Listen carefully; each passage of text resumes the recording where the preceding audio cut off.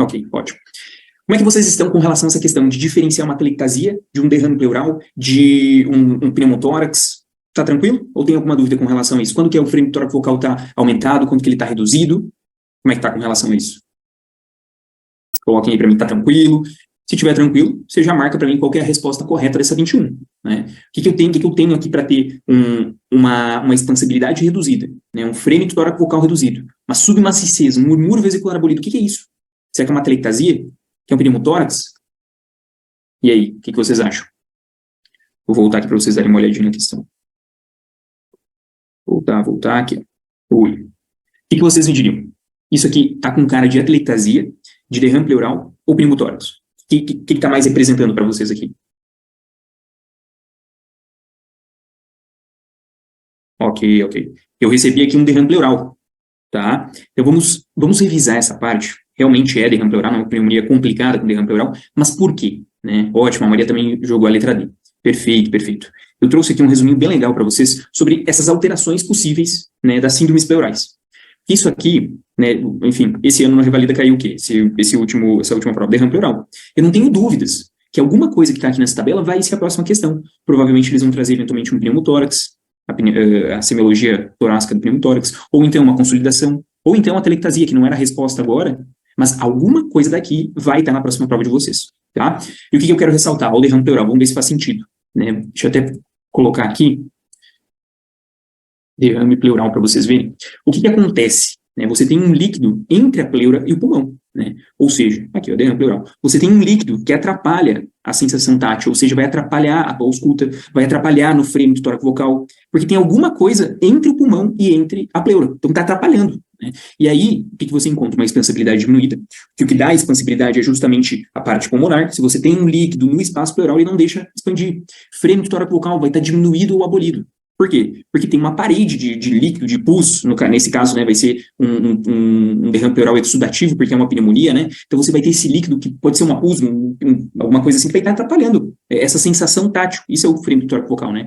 Ó, palpação, né? Você coloca a mão espalmada e pede para o paciente falar 33, por exemplo, e você percebe uma sensação reduzida. A percussão, né? Normalmente você espera ouvir um som claro pulmonar. Nesse caso, como você tem um líquido ali, você vai encontrar uma maciez. Né? E a ausculta vai estar reduzida ou abolida. Perfeito? Ok. Aqui coloca, né? Presença no líquido do espaço pleural. Não precisa copiar tudo isso aqui, porque depois o slide vai para vocês, vai ficar para vocês de presente esse resuminho, tá? Mas se você quiser fazer anotações para depois complementar, fica legal para você entender o raciocínio, tá? E o pneumotórax, Lucas? Bom, se no derrame pleural você tinha líquido, agora você vai ter ar. Então imagina comigo, o que vai acontecer? O líquido antes dava essa sensação mais de maciez, agora você vai ter um som que timpânico. Tá? Ah, Lucas, mas tem alguma coisa atrapalhando a movimentação do frame tórax vocal, então ele também está diminuído. O frame tórax vocal também está diminuído, tá? Então o que diferencia principalmente, até lá no contexto de trauma, isso aqui não serve só para clínica, lá para trauma, quando o paciente tem um hemopneumotórax, alguma coisa assim, também vai atrapalhar essa comunicação. Então vai ter um frame tórax vocal diminuído, e aí se for som timpânico, hipertimpânico, vai ser um pneumotórax. Se for maciço, vai ser um hemotórax, perfeito? O murmúrio vesicular também vai estar diminuído. Então, assim, caiu o derrame pleural. Pode ser que caia de novo? Pode. Mas é provável, talvez, que eles tragam o pneumotórax como diferencial aqui, tá? Ah, Lucas, e pleurite aguda, pleurite seca? Isso aqui não tende a cair, tá? Normalmente são os clássicos. Outros dois muito clássicos, a consolidação. E aí agora eu vou trazer, porque é uma síndrome pulmonar, né? Vou trazer aqui para vocês, porque isso aqui é consolidação pulmonar. Isso aqui é o que engana, às vezes, o pessoal. Porque o que acontece? Você não tem nada entre aqui, ó, essa imagem tá boa. Você não tem nada ali no espaço interpleural. O que você tem é um líquido preenchendo os alvéolos. E aí eu vou voltar aqui com vocês. O que transmite melhor o som? É o ar ou é o sólido? O sólido, tá? Por isso que dentro da água, por exemplo, o som ele se propaga mais rápido. Então, ao invés do som, quando a gente pede para o paciente, né, a gente espalma a mão lá no tórax e pede para ele falar 33, a gente vai verificar o frame do tórax vocal. Só que como você tem um alvéolo, um saquinho respiratório, ele, em vez de estar cheio de ar, ele está cheio de líquido, está cheio de pulso, enfim, vai transmitir melhor. Ou seja, o frame do tórax vocal vai estar aumentado. E tem gente que não entende isso, que acha que, olha, mas por que no derrame não está aumentado? Porque o derrame, o líquido não está dentro do pulmão. O líquido está entre a pleura e o pulmão. Então ele atrapalha essa progressão. Né? Agora, você amplifica isso, você amplifica esse frame tórax vocal quando o líquido está dentro dos alvéolos. E isso é a consolidação. É um alvéolo que está entupido. No caso, uma consolidação pulmonar, é entupido de pus, né? Vamos colocar assim. Então você vê aqui uma coisa bem importante, ó, que nem está aqui, frame do tórax vocal aumentado. Tá? Ah, Lucas, tem líquido, né? Tem um líquido, então vai estar maciço? Vai estar maciço. Né? E aí tem aqueles clássicos achados da ausculta, né? Você vai ter um estertor fino, né? Uma broncofonia, uma respiração brônquica, enfim, porque você vai estar preenchendo esses alvéolos, tá? E aí clássico aqui na pneumonia. Então, Lucas, quando ele me fala aqui na questão que o frame de tórax vocal está reduzido, eu não vou pensar que é uma consolidação da pneumonia, eu vou pensar que esse líquido extravasou, por isso que a resposta é o derrame pleural, tá? E aí aqui a telectasia, que muita gente confundiu, Lucas, na telectasia tá diminuído, né? Tá diminuído, realmente, porque a telectasia, quando vai murchar, digamos assim, né, pra gente entender de maneira mais fácil, vai murchar o pulmão. A telectasia, aqui, ó, vamos achar uma imagem legal. A telectasia pulmonar é quando você tem aqui, ó, perfeito. Quando você vai enxugar esse pulmão, então você vai ter um espaço aqui que não vai estar mais preenchido pelos alvéolos aerados, né? Então o que vai acontecer? Você vai ter um frame que vai estar reduzido, que não tem próximo ali produzindo ar. Você perde aquele som, claro, pulmonar, e ele fica mais maciço, só tem a caixa torácica, agora a musculatura ali, né? Você vai perder o espaço aerado. Né? Só que o que acontece? Você vai ter retração dos espaços intercostais. Isso aqui é importante. Você não vai estar com o aumento da expansibilidade, né? Você vai estar com a expansibilidade diminuída, tá? E aí é o que diferencia aqui, ó. Vocês conseguiram ver? Ó, aqui a expansibilidade diminuída, o frame tórax vocal vai estar abolido, diminuído, mesma coisa. Qual que é o meu grande diferencial, então? Alguém consegue perceber? E aí, o que vocês acham de diferença? Como é que eu diferencio essa telectasia do meu derrame pleural aqui, por exemplo, na prova? Por que eu não marquei aqui uma telectasia? Lucas, porque ele está falando aqui que é uma pneumonia bacteriana, então realmente a primeira parte não bate. Mas o que fez vocês correrem mais para o derrame pleural? Coloca aí para mim. E aí? Vamos ver se eu pego... Seria a questão da febre, por ele apresentar febre? Então, mas ele tá febril, né? Ele tá febril, porque ele tá com uma síndrome febril, tá com uma pneumonia, enfim. Então, aqui, na verdade, essa dúvida pegou muita gente. Só que, assim, o que diferenciava aqui pra gente é o primeiro diagnóstico, tá? Porque a telectasia também, você vai ter um frame tórax vocal reduzido, vai ter maciez, o murmúrio vesicular vai estar abolido, tá? Aqui, ó, vou colocar. Vai ter respiração, ou ele vai estar abolido. Então, vai depender da causa base, tá? Porque realmente engana, confunde bastante. Mas cuidar, o que diferencia aqui pra gente é o primeiro diagnóstico, tá? Porque a gente está diante de uma pneumonia bacteriana. Nesse caso, a semiologia seria igual, tá? Da telectasia e do derrame pleural. Por isso que eu trouxe essa tabelinha para vocês passarem o olho e para focarem nessas 4. Derrame pleural, pneumotórax, consolidação e a telectasia, tá? Algum desses diagnósticos vai estar na próxima prova de vocês. Então, tem que estar bem dominado esse jogo do diagnóstico diferencial, tá bom? Show? Depois vai de presente para vocês. Se alguém tiver alguma dúvida, deixa no chat para mim, tá bom? Pode perguntar, que daí eu volto. Enquanto isso, eu vou seguindo, mas se tiver alguma coisa, pode mandar aí. Questão de número 22. Traz pra gente um paciente de 25 anos que apresentou edema, rubor e dor em pálpebra superior direita, com resolução espontânea do quadro em 48 horas. No momento, apresenta nodulação de 0,3 centímetros indolor, localizado na face interna, no terço médio da pálpebra superior direita. Nega febre ou qualquer outro sintoma. Nesse caso, qual é o diagnóstico mais provável? Calásio, ordelo, canaliculite ou dacriocistite, né? Dacriocistite é muito comum a gente ver em crianças, né, lá na pediatria. Em comum a gente vê nos RNs, né? E aí, ó, ele tá falando aqui, ó, apresentou rubor, né, com resolução espontânea do quadro em 48 horas. Então, resolveu esse quadro mais inflamatório. Não tá mais tão inflamatório. Agora, o que ficou? Ficou uma nodulação indolor. Agora, não tá mais com aquela inflamação importante. Então, o que vocês acham que responde? Calásio, ordelo, canaliculite ou dacriocistite. Esse aqui é algo muito, muito, muito da nossa prática do dia a dia, né? Lá da UBS, né? Muitos pacientes chegam com isso. Chegam com calásio, chegam com ordelo. Coloca aí para mim, o que vocês acham? Ó, a parte inflamatória saiu. Ficou só um carocinho. Ficou só uma nodulação indolor. E aí? Vamos ver. Me propuseram aqui calásio. O que vocês acham? Confirma? Calásio, ordelo. O que diferencia do ordelo? E aí? Mais um. Vai lá, para acompanhar a Mariane. Ótimo, a Lourdes também acha que é calásio, que é calásio, né? Então, assim, trouxe aqui para vocês a ideia que a gente vai ter. Boa, Maria também, é isso aí, é calásio, tá? A ideia é que o ordelo, ele seja mais inflamatório, tá? Seja a ideia mais inflamatória. E o calásio, a gente vai guardar o calásio como um carocinho. O calásio é o caroço, tá? Então, o que fica depois do processo inflamatório é aquele carocinho. Então, o calásio vai ser aquela bolinha que, às vezes, a gente vai precisar drenar, né? A gente pede para o paciente, eventualmente, no início, colocar uma compressinha morna, enfim, para ver se a gente consegue soltar um pouco daquela secreção, senão a gente drena mesmo. Então, o calásio é o caroço, e o ordelo vai ser aquele processo inflamatório. Então, o paciente teve um ordelo, provavelmente, no início, e evoluiu com um calásio depois, tá? Então aqui pra gente no início, aqui essa coisa de edema, rubor, em pálpebra, isso aqui era mais Jordel. Mas o que ficou no momento é o quê? É o carocinho. Ó, o carocinho, nodulação indolor, nodulação indolor. Então vai ser o calásio pra gente, tá? Ele teve um Jordel antes e ficou com o calásio. Pode? Não sei se vocês sabiam essa diferença, mas essa ideia de lembrar que o caroço é o calásio me ajuda bastante, tá bom? Vamos seguindo então, se tiverem dúvidas, deixem no chat. Questão de número 23. Trouxe pra gente uma adolescente com 16 anos que procurou o BS para a avaliação de uma mancha na pele. Relata que há cerca de um mês desenvolveu uma lesão caracterizada com uma placa eritematosa, liquenificada e pruriginosa. Isso aqui é importante. Pruriginosa. Localizada acima da região umbilical, próximo ao local onde colocou um piercing. Olha só. Teve um desencadeante que a gente consegue estabelecer bem. Ao ser examinada, a lesão foi confirmada e constatou-se também que o desenvolvimento puberal dessa paciente de 16 anos era M1P1, conforme os critérios de Turner. A adolescente também apresentava baixa estatura, pescoço alado e implantação baixa das orelhas. Agora ele entregou pra gente o diagnóstico sindrômico dessa paciente, você já coloca aí pra mim. Falou, pescoço alado, implantação baixa das orelhas, baixa estatura, o que é isso? O que é isso? Ao ser questionada sobre o fluxo menstrual, ela informou que ainda não tinha menstruado. Considerando-se o quadro clínico e o exame físico descritos, os diagnósticos mais prováveis são o quê? E aí deixa eu ver o que vocês colocaram pra mim. Vamos ver? Síndrome de Turner, ótimo, síndrome de Turner. Então lembra que eu conversei com você sobre a amenorreia, sobre a definição de amenorreia na nossa aula passada, você lembra? 14 anos, se a paciente não tiver desenvolvido caracteres sexuais secundários, né, 13, 14 anos, mas normalmente mais 14 anos, eu considero amenorreia primária. Ou então 16 anos, com caracteres sexuais secundários, isso é amenorreia primária. Essa paciente está em amenorreia primária? Com certeza, com certeza. E qual que é uma grande causa de baixa estatura com a amenorreia primária que a gente tem que investigar na infância? É Turner. E como é que dá o diagnóstico? Porque eles adoram Turner na prova. Eu quero saber se sabe de cara, como é que eu diagnostico Turner? Qual que é o exame que eu tenho que pedir logo de cara? Que me confirma, que me mostra se eu tenho a síndrome de Turner. Que é o quê? Uma síndrome... Coloquem pra mim. Qual que é o exame que eu faço?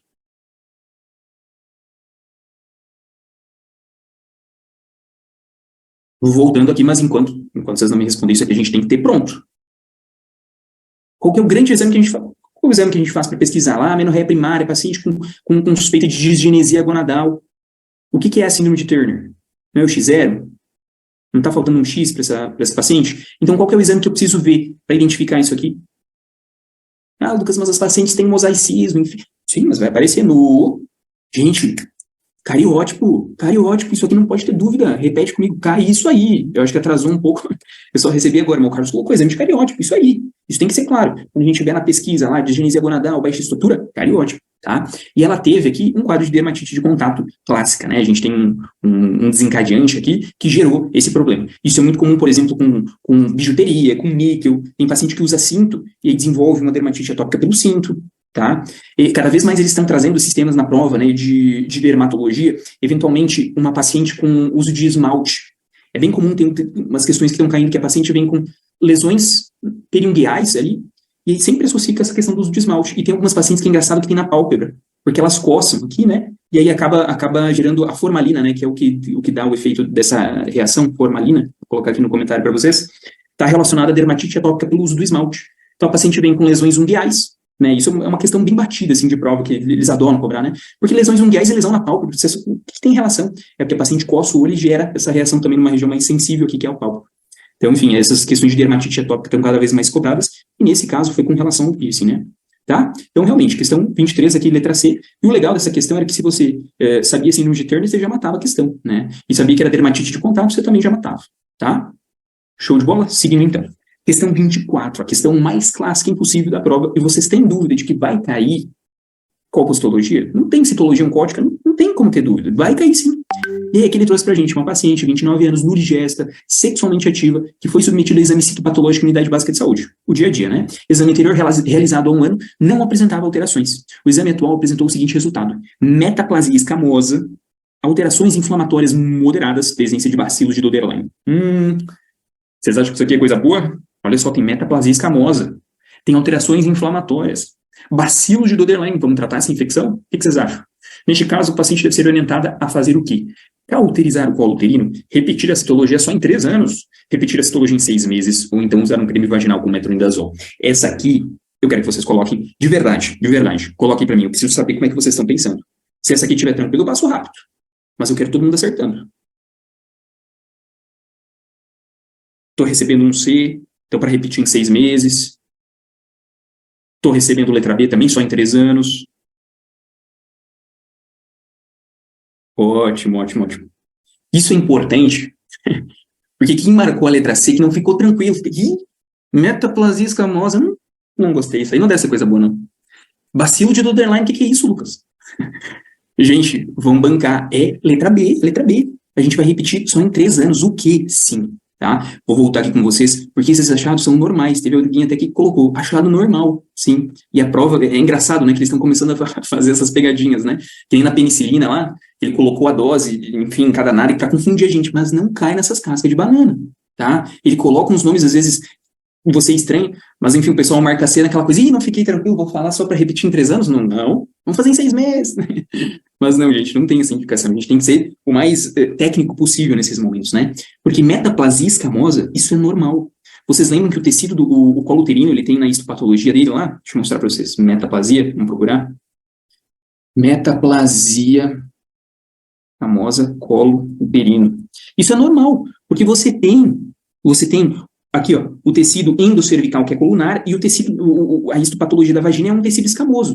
Então, você tem nessa transição justamente uma metaplasia escamosa. E aqui, ó, isso é normal. Essa transição do colo aqui, essa área, é justamente onde a gente faz a coleta, né, do colo uterino, justamente que é o ponto que tem maior risco, né, porque é um tecido que está sofrendo mutação, tá? É o processo de transição da endosservice para a ectosservice, num tecido glandular para um tecido escamoso. É normal ter isso. Porque o ambiente da vagina, ele é um ambiente mais agressivo, digamos assim, né? É um ambiente ácido, é um ambiente que tem bastante uma flora abundante. Então, aquele tecido glandular, ele não consegue oferecer uma proteção boa o suficiente. Aí o corpo desenvolve o quê? Um tecido mais resistente, um tecido com várias camadas, escamoso, né? É um pavimento que ele forma para proteger a vagina. Então, é normal ter a metaplasia escamosa, tá? Inclusive, é o que a gente faz lá para coletar o preventivo, a gente vai colocar a espátula de Aires, né? Vai fazer justamente naquele ponto onde é o maior risco, né? Justamente por isso. Então, não cai nessa pegadinha, tá? E outra coisa que ele colocou aqui pra gente, alterações inflamatórias moderadas, isso aqui é totalmente inespecífico, não tem nada de significado necessário. E bacilos de Doderline, minha gente, é aqueles bacilos que pegam, né, o glicogênio ali da vagina e ajudam a metabolizar aquilo para transformar um ambiente mais ácido. Eles são da flora bacteriana normal da vagina, né? São da flora bacteriana normal. Então, não tem por que fazer tratamento com metronidazol. E, na verdade, olha que interessante, a questão poderia ter colocado para vocês para repetir 1 ano. E aí a questão ia ficar muito mais difícil. Porque você falou, olha, tá normal, vou repetir 1 ano. Mas olha o que ele colocou aqui, ó. E é isso que eu falo para vocês. Assinala a prova. Destaco que é importante. Exame anterior realizado há 1 ano não apresentava alterações. Então lembra que o exame de colpostologia ele é anual e a partir de 2 exames normais, a gente vai repetir de 3 em 3 anos. Lembra? Ah, Lucas, você começa a partir dos 25 anos, faz todos os anos, mas depois de 2 exames normais pode ser feito de 3 em 3 anos. Por isso que a resposta é repetir em 3 anos. Que ela tem 2 normais. Tá? Então, uma questão, obrigado pela participação, porque se eu disse que vocês estavam todo mundo na letra B, vamos repetir em 3 anos, seguir adiante. Mas senão a gente para e a gente destrincha um pouco mais, porque realmente, de 24 é a letra B, tá? Repetir em 3 anos, depois de 2 normais, faz a cada 3 anos. Não vamos dificultar, hein? Questão de número 25, vamos seguindo, se ficou alguma dúvida, coloca aí para mim, tá? Questão bem importante, tá? Deixa eu ver se eu trouxe para vocês, na verdade, antes, um resuminho aqui. Isso aqui eu deixei para vocês do mosaicismo, da síndrome de Turner, né, o cariótipo 45x0. Aqui, ó, deixei um resuminho bem legal para vocês. Se aparecer lesão interepitelial de baixo grau, né, e se a paciente for acima de 25 anos, acima de 25 anos, na verdade, independente se veio, isso vai repetir em 6 meses. Ou então, 3 anos se for abaixo de 25 anos. A questão aqui é aspas, esse aqui que tem que ter um cuidado especial, que eles gostam de cobrar justamente essa faixa etária aqui, ó, que é para repetir em 12 meses se for de 25 a 29 anos, tá? Aí as QH, colposcopia, ACG, colposcopia, e lesão intraepitelial de alto grau, colposcopia com toda certeza, tá? Então, cuidado, isso aqui tem que estar grudado na cabeceira da cama, tá? Isso aqui é importantíssimo. Ano que vem nada, né? Próxima prova agora, tá batendo a porta. Vai cair isso aqui, todo ano. Então, não tem desculpa para perder uma questão dessas. Tem que estar com isso aqui bem gravado, tá? E as questões, você viu que cada vez elas estão ficando mais elaboradas, né? Que ele começa a cobrar algumas coisas diferentes para dificultar a nossa vida. Show de bola? Vamos seguindo então. Questão de número 25. E se ficou qualquer dúvida, você me pergunta, porque você não pode sair daqui com dúvida e errar na hora da prova. Você tem que errar aqui agora comigo, tá bom? Bom, questão de número 25. Uma mulher leva sua filha de 6 anos para uma consulta na unidade básica de saúde no bairro por suspeitar que a filha esteja sendo abusada sexualmente pelo tio de 24 anos de idade. O tio toma conta da menina quando ela se ausenta para trabalhar como faxineira. A menina conta que brinca de papai e mamãe com o tio, mas afirma não querer falar mais sobre o assunto, dizendo que o tio lhe havia dito que a brincadeira era um segredo apenas entre os dois. uma história clássica, né, de abuso infantil, tá? Com relação às situações de suspeito do abuso infantil, a exemplo da descrita é correto afirmar que, vamos começar de baixo para cima, aqui letra D. A equipe de saúde de família deve se restringir ao tratamento das lesões físicas e eventuais danos psicológicos, sem se envolver no encaminhamento da denúncia às autoridades policiais. Essa palavra que fica ruim aqui, tá? Porque, assim, Lucas, o nosso foco principal, ele vai ser na parte de cuidar das lesões, do apoio psicológico, mas a gente não vai se restringir a isso, a gente vai educar essa família, vai educar a mãe, enfim, para explicar para ela o que ela tem direito, o que ela pode fazer. Não é falar assim para ela, olha, eu só vou te atender se você me trazer um BO. Não. É falar para ela que ela tem esse direito, que se ela quiser e se sentir tranquila, ela pode ser feita, orientar como deve ser feito, a gente vai orientar. Né? Tudo que eles trazem na prova de preventiva, nesses detalhes de sempre, nunca, de se restringir, de exclusividade, você já fica meio assim, tá? Então, a gente tem um papel também de educador e de orientador nesse sentido, tá? Então, por isso que esse aqui tá errado. Letra C. As crianças muito novas que sofrem abuso sexual tendem a esquecer o que aconteceu na fase adulta, havendo, portanto, pouca repercussão desse abuso no futuro, não, né? Isso aqui deixa marcas para a vida toda, né? Principalmente porque a grande maioria dos abusadores são familiares, né? É alguém que está dentro da casa dessa menina, dessa criança, desse menino, enfim, e isso é importante porque é um ambiente que era para ela se sentir segura e ela está sendo ameaçada, está sendo abusada, e isso deixa marcas para a vida toda, tá? Os casos de abusos sexuais contra meninos são mais recorrentes que meninas. Não, ainda é maior o número de meninas do que meninos. Letra A, como vocês colocaram aqui no chat para mim, é a resposta. O mais comum é o agressor, o abusador, ser uma pessoa conhecida da família, ou um membro dela, que favorece a repetição do abuso. Perfeito. E é isso aqui, e é por esse motivo que a gente tem que estar sempre atento. A gente tem que estar sempre com um alerta ligado, tá? Até teve recentemente, em 18 de maio, o Dia Nacional de Enfrentamento ao Abuso e Exploração Sexual de Crianças e Adolescentes, né? Isso é importantíssimo, que a gente sempre esteja ligado, porque cerca de 80% dos abusos ocorrem dentro da casa da criança. Pelo tio, padrasto, pai, eu falo no masculino porque o abuso contra as meninas é ainda muito mais comum, né? Mas claro que a gente vai se manter atento a todas as formas, né? Então, esse abuso aqui envolve abuso psicológico também, tá? Que é importante de ser levado em consideração. Show? É uma questão bem interessante por ser um tema relevante de ser falado pelo Revalida, né? Trazer condutas do dia a dia. Questão de número 26. Vamos lá. Uma paciente com 22 anos foi atendida na atenção primária. Pela atenção primária, vamos ver que eu me perdi aqui, que eu vi um risco aqui, não entendi como é que sai isso aqui. Acompanhada pelos pais que estão preocupados com sua perda de peso. Eles contam que desde os 14 anos ela come muito pouco e que já esteve internada para ser alimentada. A paciente também refere ansiedade e palpitações que estão afetando seu dia a dia. Os pais dizem que não sabem exatamente o quanto a paciente está comendo agora, mas que ela não provoca vômitos ou abuso de medicamentos.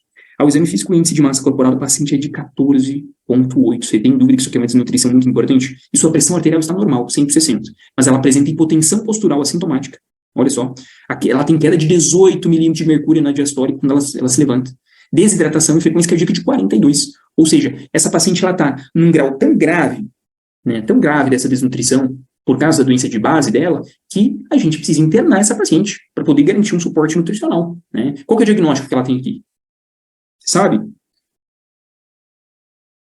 Porque não é bulimia, porque ela não faz a purgação, né? Anorexia. Boa, Fer? Boa, anorexia, tá? Esse caso é um quadro grave, ela está tendo manifestações sistêmicas, gente. Então, não tenhamos dúvida que a gente vai internar essa paciente para avaliação em hospital terciário, né? Deixa eu tirar aqui, para possível internação hospitalar, tá bom? Já está tendo manifestação sistêmica, isso aqui é importantíssimo, tá? Seguindo, se tiver dúvida, essas questões que são mais assim de interpretação, que são o que a princípio não tem muita dúvida, geralmente eu vou passando mais rápido. Mas eu sempre digo para vocês, a hora de errar é aqui e agora com a gente, tá bom? E todo mundo, ninguém é concorrente aqui, vai todo mundo passar junto, tá? Questão de número 27. Deixa eu ver aqui que eu recebi algum chat. A Maria Angela pediu qual que é o valor de IMC. Não tem um valor muito definido que assim, sempre abaixo de 15, por exemplo, você interna. Depende, né? Mas, em geral, abaixo de 15 indica uma gravidade maior, né? Principalmente, então, assim, abaixo de 15 indica gravidade. E aí são coisas que você vai somando, né? É uma paciente que não tem um diálogo muito aberto com os pais, não tem esse suporte, às vezes você interna, mesmo com um IMC de 17, 18, você vai internar, às vezes, porque ela não tem apoio familiar, porque ela não tem suporte, para você garantir um suporte nutricional. Mas abaixo de 15 indica uma gravidade importante, tá? E aí, principalmente, se sintomas sistêmicos aqui, tá? Hipotensão, frequência cardíaca baixa, isso é indicativo de risco, tá? Eu não tenho, não é isso na medicina, né? É que nem no amor, nem sempre, nem nunca. Mas abaixo de 15 indica uma gravidade e representa a série de internação hospitalar, tá? Começa a favorecer isso. Show? Questão 27. Uma paciente com 40 anos identificou um nódulo na região cervical anterior. Ao exame físico, palpa-se um nódulo firme de cerca de 1 centímetro em região cervical anterior imóvel à deglutição. foram solicitados exames de função tireoidiana que indicaram normalidade e ultrassonografia que mostrou um nódulo sólido de 1,3 em lobo esquerdo da tireoide. Realizada a PAF, então a punção aspirativa com agulha fina, e o exame citopatológico mostrou lesão de classificação Bethesda 5. E aqui acabou a história. Porque daí é decoreba, minha gente. Não tem... Lucas, mas não tem. Isso aqui é saber ou não saber. Bethesda 5, você tem que saber ou não sabe, tá? E cada vez mais, a prova do Revalida está começando a trazer essas coisas que vão um pouquinho além. Antes eles gostariam de saber, antes a prova tinha muito mais a ideia de que você vê um nódulo e você saber que você vai pedir uma PAF, por exemplo, e não vai biopsiar logo de cara. Você tem um nódulo suspeito e daí você fazer a PAF, né? Peço ultrassom, tamanho do nódulo, como é que eu vou acompanhar? Agora a prova está correndo um pouquinho mais, está deixando correr um pouquinho mais, ou seja, a conduta mais adiante. Então é importante que a gente saiba o sistema Bethesda. Infelizmente é decoreba, não é algo super da nossa prática, mas é importante que a gente saiba, tá? Vou voltar aqui com vocês, que daí eu tenho um quadrinho de conduta para facilitar, para a gente poder ver. Aqui, ó, Bethesda. Então, o Bethesda 1 indica que foi uma amostra insatisfatória, ou seja, não deu certo, não tem que repetir a PAF. Vai fazer de novo, tá? O 2 é aquela ideia de ser benigno, ou seja, não precisa fazer mais nada, segue a rotina, tá? 3, atipia de significado indeterminado. Ou seja, quando está indeterminado, qual que é a ideia de você fazer? Repetir a PAF, tá? Vai repetir a PAF. Ou até uma lesão folicular de significado indeterminado. Então, isso aqui, em geral, é repetir a PAF. Tem uma ideia atual de você fazer teste molecular que, se tiver alteração genética, você pode partir para a retirada desse nódulo, tá? Se tiver alterações moleculares. Ou então, um paciente que tem, eventualmente, uma alteração importante, você faz o teste molecular e ele está normal. Aí você tende a acompanhar com PAF. A ideia do teste molecular é só que ele consegue te jogar mais para um lado ou para o outro. Tanto para o lado ruim, se tiver alteração genética, quanto para o lado bom, se não tiver, tá? Mas, em geral, é repetida a PAF. E a partir do 4, Lucas, eu não sei o que significa, mas a partir do 4, em geral, é tireoidectomia, tá? Você vai guardar. A partir do 4, 5, 6, é tireoidectomia, tá? Então, nesse caso, em que ele coloca um Bethesda 5, a nossa conduta é o quê? É tirar, né? Fazer a cirurgia, né? Tireoidectomia, a retirada, encaminhar para a cirurgia da tireoide. Sem problema algum. O problema é só que a decorebinha boa, né? E aí, a grande questão aqui é você saber aqui, ó, que a 3 tem essa questão da possibilidade do teste molecular e que vai repetir a PAF. Se cobrarem essa próxima prova, na verdade, provavelmente vão cobrar um 3, que é o que normalmente eles gostam, porque é um pouquinho mais difícil, não é benigno que você tem que acompanhar, mas também não é maligno que você tem que tirar, fica aquela coisa em cima do muro, eles normalmente gostam disso aqui, tá? Enfim, questão decoreba, né? Essa aí não tem muito o que fazer. Questão de número 28, questão interessante essa aqui, que é bem da prática também, né? Trouxe pra gente um lactente com 2 anos, previamente rígido, com história de 1 dia de febre, tosse e coriza, ou seja, sintomas de via aérea superior, né, que foi atendido no pronto-socorro. A mãe conta que desde a madrugada ele apresenta obstrução nasal, sono agitado e cansaço. Ao exame de entrada mostra assim um bom estado geral, corado, acianótico, agitado, ele está agitado, mas pelo menos ele não está cianótico, né? Então você deixa, ele está em bom estado geral, você deixa ele em repouso e ó, o que acontece? Na verdade ele tem estridor leve ao repouso. Então deixa ele paradinho, ele tem ainda uma tiragem de fluxo moderado. Então o que você faz? Com base nas informações da hipótese diagnóstica, né, para esse quadro clínico, a conduta mais adequada no momento é fazer o quê? Mas coloca para mim qual que é o diagnóstico, né? O que eu tenho aqui? Lucas, eu tenho... Boa, alguém já respondeu aqui. A Maria já está adiante, já foi para a conduta. E agora me fala, qual que é o diagnóstico? O que esse paciente tem? Vou colocar para vocês aqui, ele tem uma IVAS, apenas, Covid, vocês pensam? Vocês pensam em influenza? Vocês pensam em epiglotite?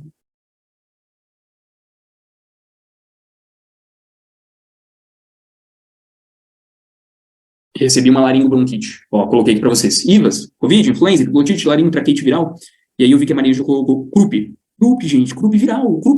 A tríade clássica do paciente lá de ele ter estridor, aquela tosse em cachorro, aquela tosse ladrante. Quem já ouviu na emergência nunca esquece aquela criança que tosse, que parece realmente um cachorro, aquela tosse meio metálica, assim, né? É uma coisa até meio ruim de ouvir, né? Mas é a laringotraqueite viral. E esse nome, eu gosto desse nome, laringotraqueite viral aguda, porque ele fala o que é a doença. É uma inflamação, uma infecção, né, pelo parainfluenza, normalmente. 75% dos casos é o parainfluenza, é o vírus, né? Ele desce e faz uma laringite, uma inflamação da laringe da traqueia também, por isso que afeta, né, cordas vocais, e o paciente fica com aquela tosse metálica, aquela tosse de cachorro, e aquele estridor, né? E esse estridor, ele é importante. E ele, inclusive, vai nos dizer como que a gente vai agir, tá? Ó, presta atenção. Você recebeu a criancinha lá. Se você deixou ela parada, ela tá quietinha, ela tá com estridor, isso quer dizer que tá muito demasiado, a gente vai ter que fazer alguma coisa meio logo. Concorda comigo? Você não vai deixar a criancinha, ela tá com redução, tá com estreitamento da via aérea. Você vai deixar ela quietinha, parada ali, com estridor? Não. Então, de que maneira rápida que a gente consegue fazer uma vasoconstricção para diminuir um pouco esse edema? O que a gente tem de opção? Lembra o que a gente faz? Lucas, corticoide eu vou fazer, sim, vai fazer para reduzir, mas de maneira mais rápida, o corticoide vai demorar muito. A nebulização com epinefrina, com adrenalina, tá? Isso aqui é importantíssimo, gente. Isso aqui salva a vida, só que tem rebote. Então, por isso que a gente tem que fazer, né, a dexametasona. A gente vai fazer o corticoide. Porque a ação da epinefrina ela é rápida. Ela tira, cara, é mágica isso aqui. Você vê a criança ali, com aquele esforço, né? Você vê que ela tá com estridor. Você faz a nebulização pela epinefrina, parece mágica, melhora instantaneamente. Mas, assim como melhora rápido, acaba rápido.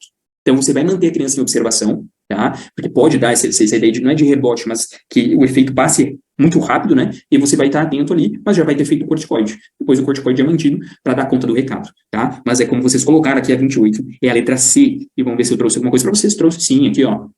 Croup leve é aquele croup que não tem estridor em repouso. Se não tem estridor em repouso, eu não preciso fazer a epinefrina. Lucas, tem estridor em repouso, é croup moderado a grave. O que eu faço? Faço a nebulização com epinefrina, tá? E aí a gente faz também a dexametasona junto, né? Para ela segurar depois. Ó, e aqui eu coloquei, ó, observação por 3 a 4 horas e aí depois você dá alta. Por que mantém esse tempo? Para ver justamente a questão da passagem do efeito da epinefrina, para ver se a criança vai ficar tranquila. Tá bom? Show de bola? Muito bem, eu vou seguindo. Se tiver alguma dúvida, lembre de sempre deixar aqui para mim. Tá bom? Questão de número 29. Traz para a gente uma paciente de 20 anos, primigesta, idade gestacional de 12 semanas, que compareceu à consulta de pré-natal apresentando lesões em alto relevo e aveludadas na região genital próximo ao clitóris. Relata aparecimento há uma semana de lesões cutâneas papulosas, eritema, castanhadas no abdômen e na região palmo-plantar. O que é isso? Quadro clássico, né? Ele só faltou para a gente dizer que era o diagnóstico final, porque essas lesões palmo-plantares para a gente é clássico de quê? Ela apresenta VDRL positivo, enfim, e ele pede. Qual que é a classificação dessa sífilis que a gente tem? Recente, latente, tardia, recente, primária, secundária, e qual que é o tratamento? Isso aqui, eu também vou querer que você coloque aqui para mim a resposta, porque isso aqui a gente tem que saber, não pode ter dúvida alguma.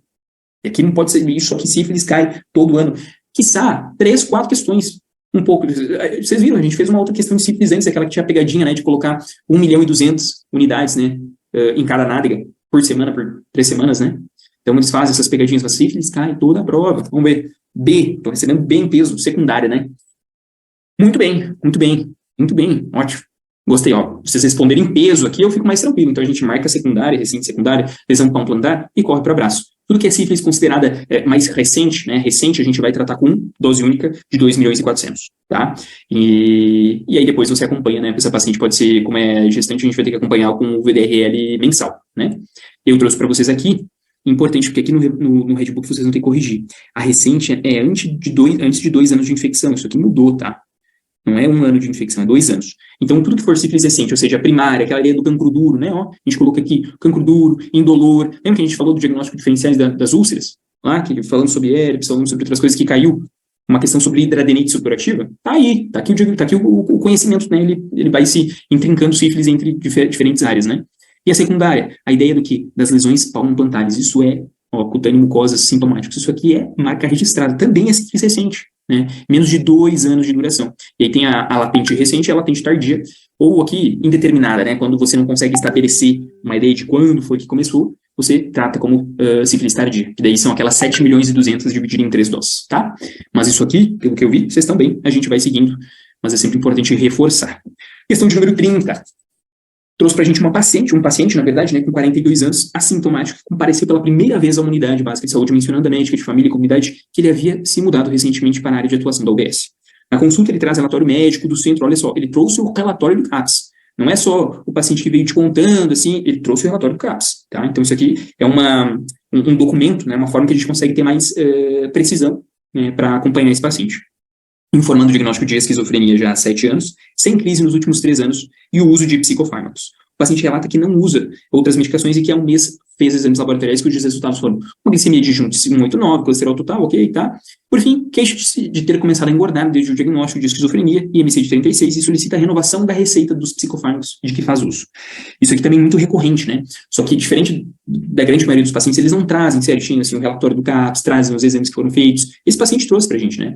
E qual que é a conduta adequada para o caso? Você é o médico da UBS desse paciente, ou seja, ele é sua responsabilidade. E nesse caso, ele fala pra gente não renovar a receita. Cara, nesse caso, não renovar a receita seria negligência, tá? Então, sim, nós temos que renovar a receita e a gente vai fazer o acompanhamento. Ah, Lucas, eu não me sinto muito tranquilo. Então, você dá a receita por 30 dias, ou 2 semanas, pede para reavaliar. Porque às vezes a gente tem isso, né? Você tá lá na tua unidade e aí você tem uma fila de pacientes para atender e você não conhece o paciente. Isso acontece muito, né? Principalmente aqui onde eu trabalho, a gente tem um CAPS de referência ao lado, então vem muito paciente, né, que estava internado, recebeu. E muitas vezes eu não conheço o paciente, então renova por 2 semanas, renova por 1 mês, e você pede para ele voltar contigo. Vê se tomou certo, né? Você viu, eu liberei, dispensei 30 comprimidos para ele voltou exatamente no dia que acabou, tudo certinho, você vai num segundo momento, você encontra de novo, conversa, e aí vai estabelecendo vínculo, né? Então você vai, sim, renovar a receita, seria negligência da nossa parte, caso a gente não renovasse, tá? E aí coloca aqui, renovar a receita é o paciente retomar o segmento no CAPS e prescrever sulfonilureia nesse atendimento? Não, a gente vai referenciar ele para o CAPS, mas o paciente é teu, tá? Também, renovar a receita, realizar segmento multiprofissional no núcleo ampliado de saúde, né, no NASF, enfim, e iniciar medidas para controle metabólico. Sim, também, né, mudanças dietéticas, atividade física, enfim, mas o paciente é seu, então você prescreve, não é para jogar tudo para a parte do atendimento secundário, tá? Então ele é nosso paciente, a gente vai prescrever nesse caso, tá bom? Se ficou alguma dúvida, coloquem nos comentários para mim. Questão de número 31, questão difícil, minha gente, questão bem difícil. Vocês lembram dessa questão? Eu vou lendo aqui com vocês, e aí vocês colocam aí nos comentários para mim se vocês lembram de ter feito essa questão aqui, que ela é bem, bem complicadinha. E é sobre isso, né, cada vez mais o Revalida está entrando em alguns assuntos, né, eu vou até trazer, depois que a gente terminar essas lives de correção, eu vou trazer uma aula só de atualizações, né, como a gente havia comentado, vai ter uma aula pura de atualizações para vocês, e uma outra aula que eu vou trazer alguns assuntos muito quentes que provavelmente vão cair. O Revalida está começando a puxar algumas coisas de prova de residência, infelizmente, né? Está perdendo um pouco essa característica, tanto assim, de trazer procedimentos da atenção primária, uma coisa bem mais coerente, eles estão perdendo um pouco a mão, né? Mas, enfim, esperamos que foram anuladas umas 2 questões nessa última prova por cobrar detalhes de especialista, como aquela questão que a gente fez de pediatria, que cobrava lá, que a gente tinha que saber a ordem depois de não ter dado certo no RN, o fenobarbital, que era para usar diazepam, isso aí é coisa de especialista, né? Então foi anulado por isso, por eles não respeitarem o edital, né? Que é para cobrar algo voltado para atenção primária. Então, eu espero que eles corrijam a mão, mas não vamos ter tanta esperança. Então a gente vai se preparar para o pior e esperar o melhor, né? A gente se prepara para o pior e espera o melhor. Enfim, questão de 31. Uma paciente de 54 anos, portadora de nefropatia diabética, em estágio 5, né, da CARDIB, comparece a um ambulatório de nefro de hospital terciário, né, que essa questão é para nefrologista, onde faz seguimento de fisioterapia por diálise peritoneal ambulatorial contínua, CAPD, instituído há alguns meses. A paciente relata certo desconforto abdominal e aspecto turvo do líquido que é drenado da sua cavidade peritoneal. Nega febre ou outros sintomas e refere aumento do peso nas últimas semanas. Ao exame físico, inclusive, olha que interessante, isso aqui, os pacientes podem engordar por causa da CAPD, podem ganhar peso por causa disso. Ao exame físico, a paciente se mostra normotensa, febril com dor leve à palpação, mas tem dor à palpação abdominal difusamente. Exames laboratoriais que recentemente realizou revelam hiperglicemia e hipoalbuminemia. Então o paciente engorda por quê? Porque ele tem hiperglicemia, por causa da CAPD, tá? Por isso que ele está ganhando peso. É coletado o material da cavidade peritoneal, através do catéter de CAPD, para análise citológica e cultura para germes comuns, com base nisso, né? Acerca da condição que afeta esse paciente assinale a opção correta. Letra A. O quadro clínico mais comum é o descrito, sendo rara a presença de febre e de outros sintomas constitucionais? Não. Na verdade, a presença de febre é comum. Mais de 50%, 50%, 60% dos pacientes apresentam febre. Então, não é rara a presença de febre, tá? Vamos lá. O diagnóstico provável do caso é sustentado apenas se estiverem presentes mais de 250 PMN, né, polimorfonucleares no líquido acítico. E assim, isso aqui foi a grande pegadinha. Porque se você for lembrar, presta atenção, como é que é o diagnóstico de PBE lá em hepato? A gente tem paciente cirrótico, vocês lembram? Coloca aí para mim. O diagnóstico de PBE, peritonite bacteriana espontânea. Como é que a gente faz a análise? O que a gente tem que ter na análise do líquido acítico para configurar uma PBE? Coloca aí para mim. Lembra? A gente faz a paracentese, enquanto vocês não... Deixa eu ver. A gente faz lá no terço distal, né, entre a espinha líquica anterior esquerda e a cicatriz umbilical, coletamos o líquido, mandamos para a citologia, mandamos para a cultura, para o GRAM. E como é que eu faço o diagnóstico de PBE? O que tem que ter? Me ajudem. Eduardo, Fer, Márcio, Jéssica, bora. Lembra? Puxa aí na memória, vamos treinar. Diagnóstico de PBE, o que a gente tem que ter? Mais de, não sei se está chegando atrasado, talvez, vou colocando aqui, 250, ótimo, Luciana me ajudou. Mais de 250 polimorfonucleares, tá? Então, se voltar lá, eu tenho que ter mais de 250 polimorfonucleares e uma cultura monobacteriana positiva.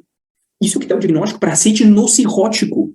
Por isso que essa aqui foi a maior casca de banana dessa questão, que ele quis te enganar. Só que os critérios diagnósticos para peritonite aqui no paciente que está em diálise é diferente. Então, não é isso aqui. Isso aqui serviria para PBE lá no cirrótico, tá? Lá no paciente cirrótico. Aqui não. Aqui os diagnósticos são diferentes. Inclusive, a gente utiliza mais de 100. A gente quer ser mais cuidadoso, né, nesse sentido, porque o paciente está com o catéter dentro da barriga dele, né? Então, a gente vai ser mais cuidadoso com isso. Então, esses aqui são os diagnósticos, o critério para PDE e acete neutrofílica, enfim, é o que vai diferenciar a cultura depois. Mas não é para questão de cateter de diálise, tá? Aqui, a ocorrência de hiperglicemia e hipovolemia explicada pelo processo infeccioso, não podendo ser causada tão somente pela CAPD, falso. Falso. Você tem, né, nesse filtro aí que é o peritônio, os pacientes tendem a ter uma proteína baixa e um aumento de glicose. Por isso que os pacientes tendem a ganhar peso, porque essa glicose que fica ali naquele líquido dentro da barriga, deixa eu colocar para vocês, dentro da cavidade abdominal, ele tende a ser rico em glicose, e ele cai na corrente sanguínea. Você vai ter que entrar no equilíbrio, né? Aí ele acaba caindo dentro da corrente sanguínea e vai causar hiperglicemia e ganho de peso, tá? Interessante, né? Bem difícil, mas interessante. E D, que era o nosso gabarito, o tratamento do caso envolve retirada do catéter de CAPD, sim, caso a cultura para germes comuns isole um bastante gram negativo, como a pseudomonas. Cara, a pseudomonas não é flor de psicheira, a gente vai tirar a porta de entrada ali e vai fazer o tratamento, tá? Então essa aqui é a letra D. Essa aqui, se você errou, né, no dia da prova, tranquilo, faz parte, a grande maioria dos candidatos erram, e erraram, né? Só que assim, é aquela coisa que a gente está conversando, isso aqui é ir um pouco além, é coisa para nefrologista, tá? Mas isso aqui da PBE, gente, vocês têm que saber. Vamos revisar gasto, tá? Vamos revisar gasto. Vou até anotar aqui, que na nossa aula de revisão final, eu vou trazer isso aqui, que isso aqui é importante. Complicações de cirrose, encefalopatia hepática, a questão da ascite, quando você tem um gás que é maior do que 1,1, um gás é menor do que 1,1, isso é importante saber. Isso aí não tem desculpa, tá? Isso eu vou trazer para vocês para a gente revisar na próxima, então. Seguindo, se ficou alguma dúvida, pode deixar aí. Deixa eu ver se eu trouxe mais alguma coisa aqui nos slides para vocês. Próxima, mais uma questão de semiologia. Na verdade, não é semiologia pura, né? Mas parte de derrame pleural, coisa assim, que eles adoram cobrar isso, né? Uma paciente de 54 anos apresenta tosse com expectoração e astenia há 5 dias, acompanhada de espinéia, os médios esforços de um pico febril. Ao exame físico, encontra-se consciente, contactante, escorada 2 cruzes em 4, desidratada 2 em 4, com pressão arterial de 90/60, frequência respiratória de 23, levemente taquipneico, né? Taquicárdica, saturação de 90%, baixinho, né? Murmúrio vesicular presente em hemitórax direito e diminuído em hemitórax esquerdo. Abolido em base esquerda, sem ruídos adventícios. Como é que vocês acham que estaria o frame tórax vocal dela aqui? Aumentado, né? Frame tórax vocal diminuído, desculpa. Frame tórax vocal diminuído. O que vai estar aumentado vai ser a percussão. Porque se tem líquido ali, lembra? Se tem líquido entre o espaço, você, para ver o frame tórax vocal, vai estar reduzido. Mas no caso da maciez, como tem líquido, vai estar aumentado, né? Vai ter uma maciez da percussão.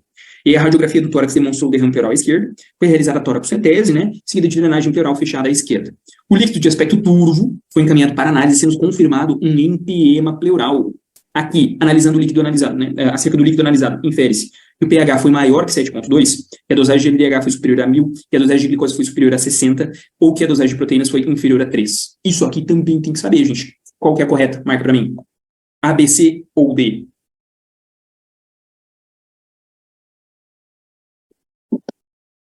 Recebi uma letra D. Ótimo. Boa, Carlos, boa. Ótimo, perfeito.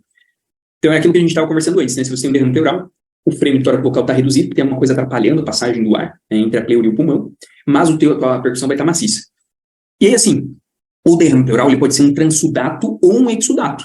E isso é muito cobrado pelo Revalida dessa diferenciação. Eu trouxe uma tabelinha bem legal para vocês sobre os critérios de Light. Lembra? Puxa aí.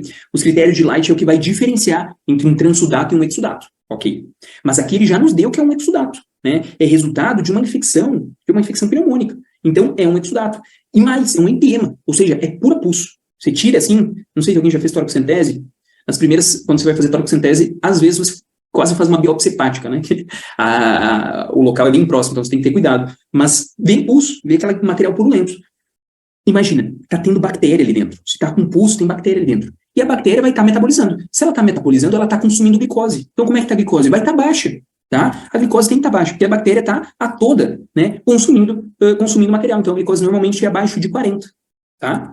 Lucas, se ela está ali a toda, com o metabolismo a todo, está produzindo proteína. Né? É o metabolismo da bactéria. Ela vai consumir glicose e vai produzir proteína. Então, a proteína vai estar alta.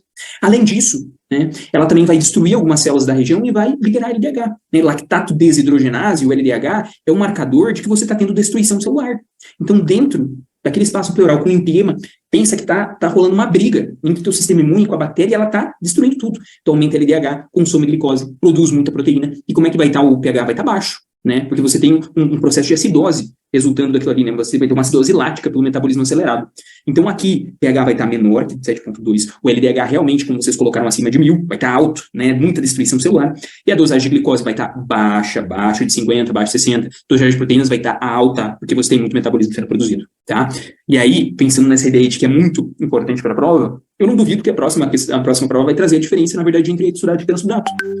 E aí você tem que saber aquela relação de que um exudato, ele vai ter o quê? Mais de 0,6 de LDH comparado com o que tem no soro. No líquido pleural vai ter um LDH maior, porque o exudato, ele representa essa coisa, né, de ter bactéria ali dentro, de você ter um metabolismo importante. O transudato é só uma aguinha que transuda, né? Uma aguinha que pode ser de um processo inflamatório, mas aí não tem bactéria nenhuma no transudato. É só uma aguinha da inflamação, tá? Então, proteínas vai estar baixo, né? Aqui no exudato vai estar alto. O LDH, aqui mais do que 2/3 do limite superior da normalidade. E as causas, exudato, é infecção, malignidade, né, tumor, artrite reumatoide, importante, isso aqui é um detalhe que eles cobram às vezes, né, e no outro lado do transudato é só essa coisa que transuda, ou seja, um aumento da pressão por insuficiência do VD, por cirrose hepática, por hipovolemia, por edema agudo de pulmão, é só uma aguinha que vai transudar. Então, isso aqui tem que estar também na cabeceira da cama, tá? Isso aqui é a aposta e eu vou trazer algumas questões pra gente treinar isso aqui, depois que a gente terminar a prova, mas isso aqui é a aposta de que vai cair, tá? Isso aqui é aquela diferenciação que eu estava falando para vocês. O empiema, ele é purulento, e ele normalmente tem os mesmos achados do que? Do derrame pleural complicado. pH abaixo de 7,2, o LDH, ou DHL, né, tem gente que chama o LDH de DHL, acima de 1000. A glicose consumida, né, pode haver bactérias na cultura, tá? É isso aí que a gente estava falando, fica o quadrinho de presente para vocês, tá bom? Dá uma respirada, oxigênio no cérebro, bastante informação. E aí, nesse momento, enfim, você tá lá, né, fazendo a prova, nervoso, e aí você dá aquela primeira pegada na prova, assim, e aí chegam uns enunciados grandes, né? E a minha dica para vocês, é quando ter um enunciado muito grande, assim, que a gente vá direto aqui, ó, por exemplo. O que ele quer saber de mim? Né? Após o manejo inicial, qual das opções a seguir apresenta o segmento a longo prazo adequado para essa doença? Então ele quer saber, não é o momento inicial, mas o que eu vou fazer depois a longo prazo. E você pode dar uma olhada, né, meio geral aqui nas questões, para ver o que a gente pode fazer. Apoio familiar, uso ambulatorial de farmacologia anal sintética para piscina, paciente com frequência de período de remissão, adoção de estilo de vida saudável, se necessário, né, E aí você vai para a questão ler, já buscando a resposta, tá? Você já vai mais esperto, porque vai cansando, tá? Isso aqui a gente está na 33. Você ficar lendo tudo isso aqui, depois ver o que ele quer, voltar na questão de novo, isso aqui custa muito pra gente, muito cansaço. E aí quando você tiver lá a partir das 70, 80, 90, a gente nem raciocina mais direito. Então, começa a pegar por técnica, assim, de prova, que você vai direto aqui para saber o que ele está querendo saber de você, né? Para a gente poder já ir mais esperto para a questão, tá bom? Vamos ver, então, né? Ele quer saber o acompanhamento a longo prazo. Vamos ver o que a gente vai fazer. Um escolar de 8 anos, acompanhado da mãe, chega à unidade básica de saúde com queixa de estar muito cansado e sonolento. A mãe refere que aproximadamente 20 dias ele vem perdendo peso, cerca de 5 quilos. Ela relata ainda que o filho, embora tenha controle sem treino noturno desde os 5 anos, ele começou a ter enurese noturna, começou a fazer xixi na cama, desde o início do quadro. Conta também que no mesmo período passou a demonstrar apetite exagerado e que há 5 dias começou a apresentar dor abdominal de moderada intensidade, sem localização específica, né, intermitente, associada a náuseas e vômitos. O que é isso, gente? Descompensação do que é isso? Né? Tá bem clássico esse quadrinho de perda de peso, polifagia, sua pauta me diz que ele toma bastante água, tá sedento, né, para ter a polidipsia, aí tem a poliúria, tá fazendo xixi na cama, mas, né, antes nunca fazia, tinha um controle bom, agora tá escapando xixi, tá fazendo muito xixi, né? O que é isso aqui? Ao exame físico irregular, estado geral, hipocorado, febril, cianótico, mucosas secas, né, tá desidratado, hipoativo, face de dor, normotenso.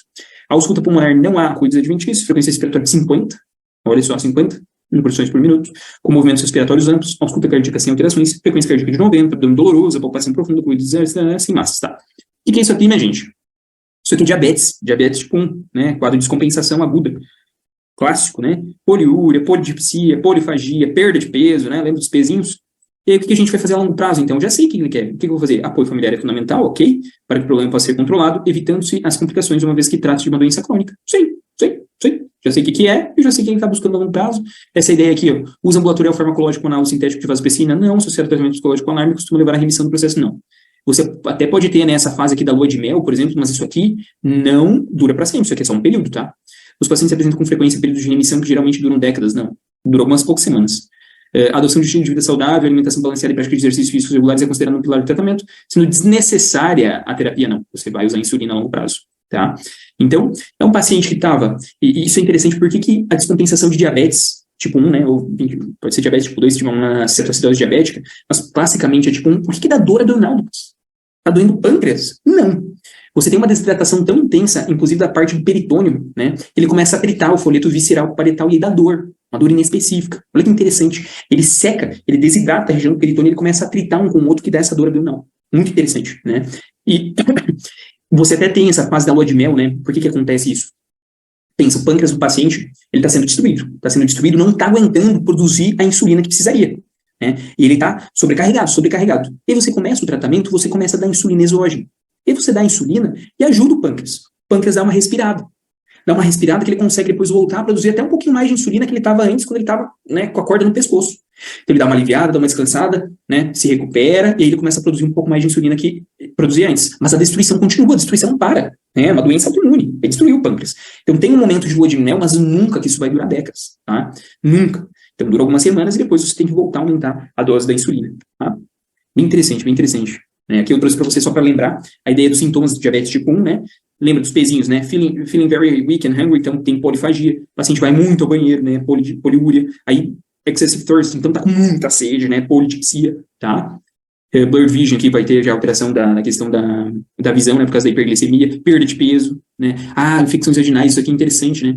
Inclusive, aproveitando os comentários, agora me veio na cabeça.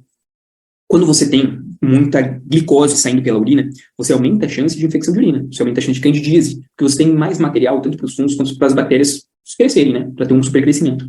Inclusive, é por isso que os pacientes que usam, vou colocar aqui para vocês, inibidor da SGLT2, lembra como é que é o nome dos inibidores da SGLT2? Da paglifosina, empaglifosina, esses pacientes têm maior risco de ter o quê? De ter infecção de urina, de ter candidíase. Muitas pacientes a gente está recebendo no ambulatório que começa a dar paglifosina, começa a empaglifosina e começa a ter mais infecção de urina e candidíase. Porque esse aqui, ele inibe a reabsorção de glicose no túbulo contorcido proximal. Então você não reabsorve tanta glicose, a glicose vai embora. Né? O paciente é bom para controle diabético, controle da insuficiência cardíaca, mas acaba tendo mais infecção de urina. Interessante, né? Conhecimento, assim, você puxa uma coisa que você está falando de pediatria, diabetes 1, já puxa para a parte de tratamento de insuficiência cardíaca, diabetes, enfim, né? Seguindo, então, mais uma próxima questão, deixa eu ver se essa questão aqui apelou também, né? Vamos ver. É essa aqui mesmo, questão muito estranha. Trouxe pra gente aqui uma paciente seco-indigesta, que estava pesando 70 quilos, que foi encaminhada ao pré-natal de alto risco em razão da história de abortamento espontâneo na 8ª semana da gestação anterior. Traz consigo um exame de mutação homozigótica do gene da enzima metilenotetrahidrofolato redutase. O que é isso, Lucas? É a MTHFR, tá? Antigamente, isso aqui era considerado uma trombofilia, mas não é mais.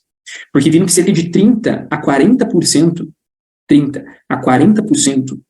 dos pacientes em geral têm essa mutação. Só que não é o mundo inteiro que fica fazendo trombose, então não é mais uma trombofilia, tá? A paciente nega história pessoal ou familiar de trombose, então esse abortamento que ela teve, né, na 8ª semana, o que isso foi provavelmente? Foi por uma trombofilia? Não, só teve um abortamento, né? Quando que a gente começa a investigar quadro de abortamento recorrente? A partir da 3ª, né? Bateu a 3ª, a gente começa a procurar, tá?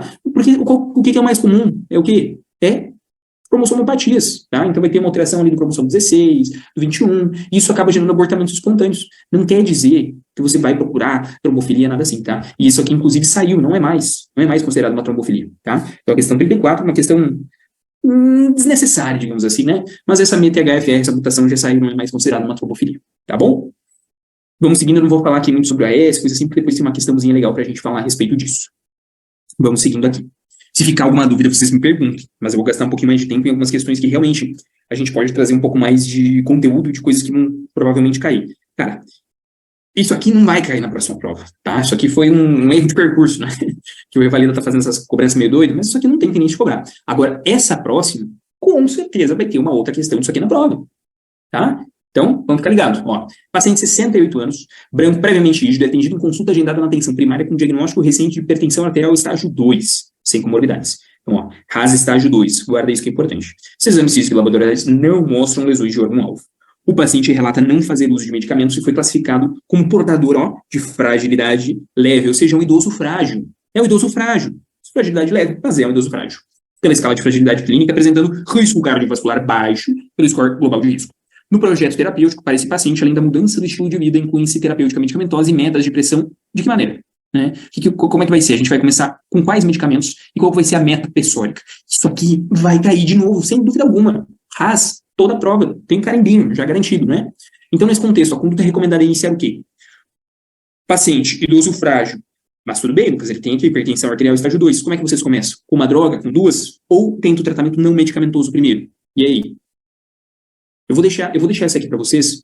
Quem tiver... deixa eu voltar aqui.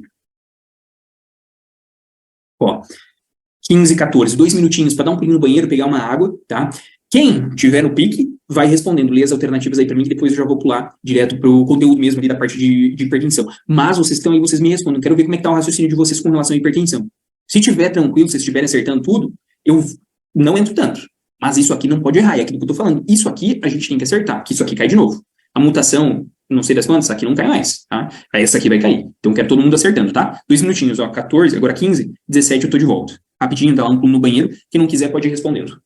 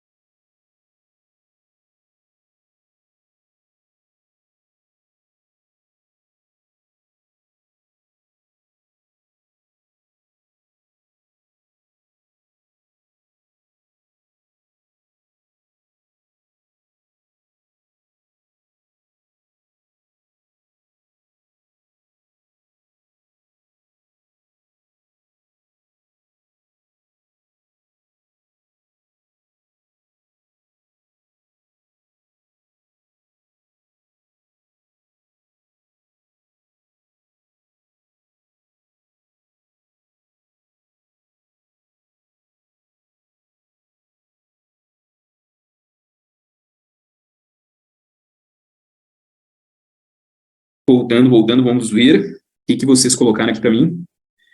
Letra B, estou recebendo letra B em peso, que fala assim, terapia medicamentosa com BCC, né, bloqueador, 17, voltando. Bloqueador de canal de cálcio e inibidor da enzima conversora de angiotensina, em doses baixas e marcar retorno em até 30 dias para aferir se a meta pressórica PA menor que 14/90 foi atingida.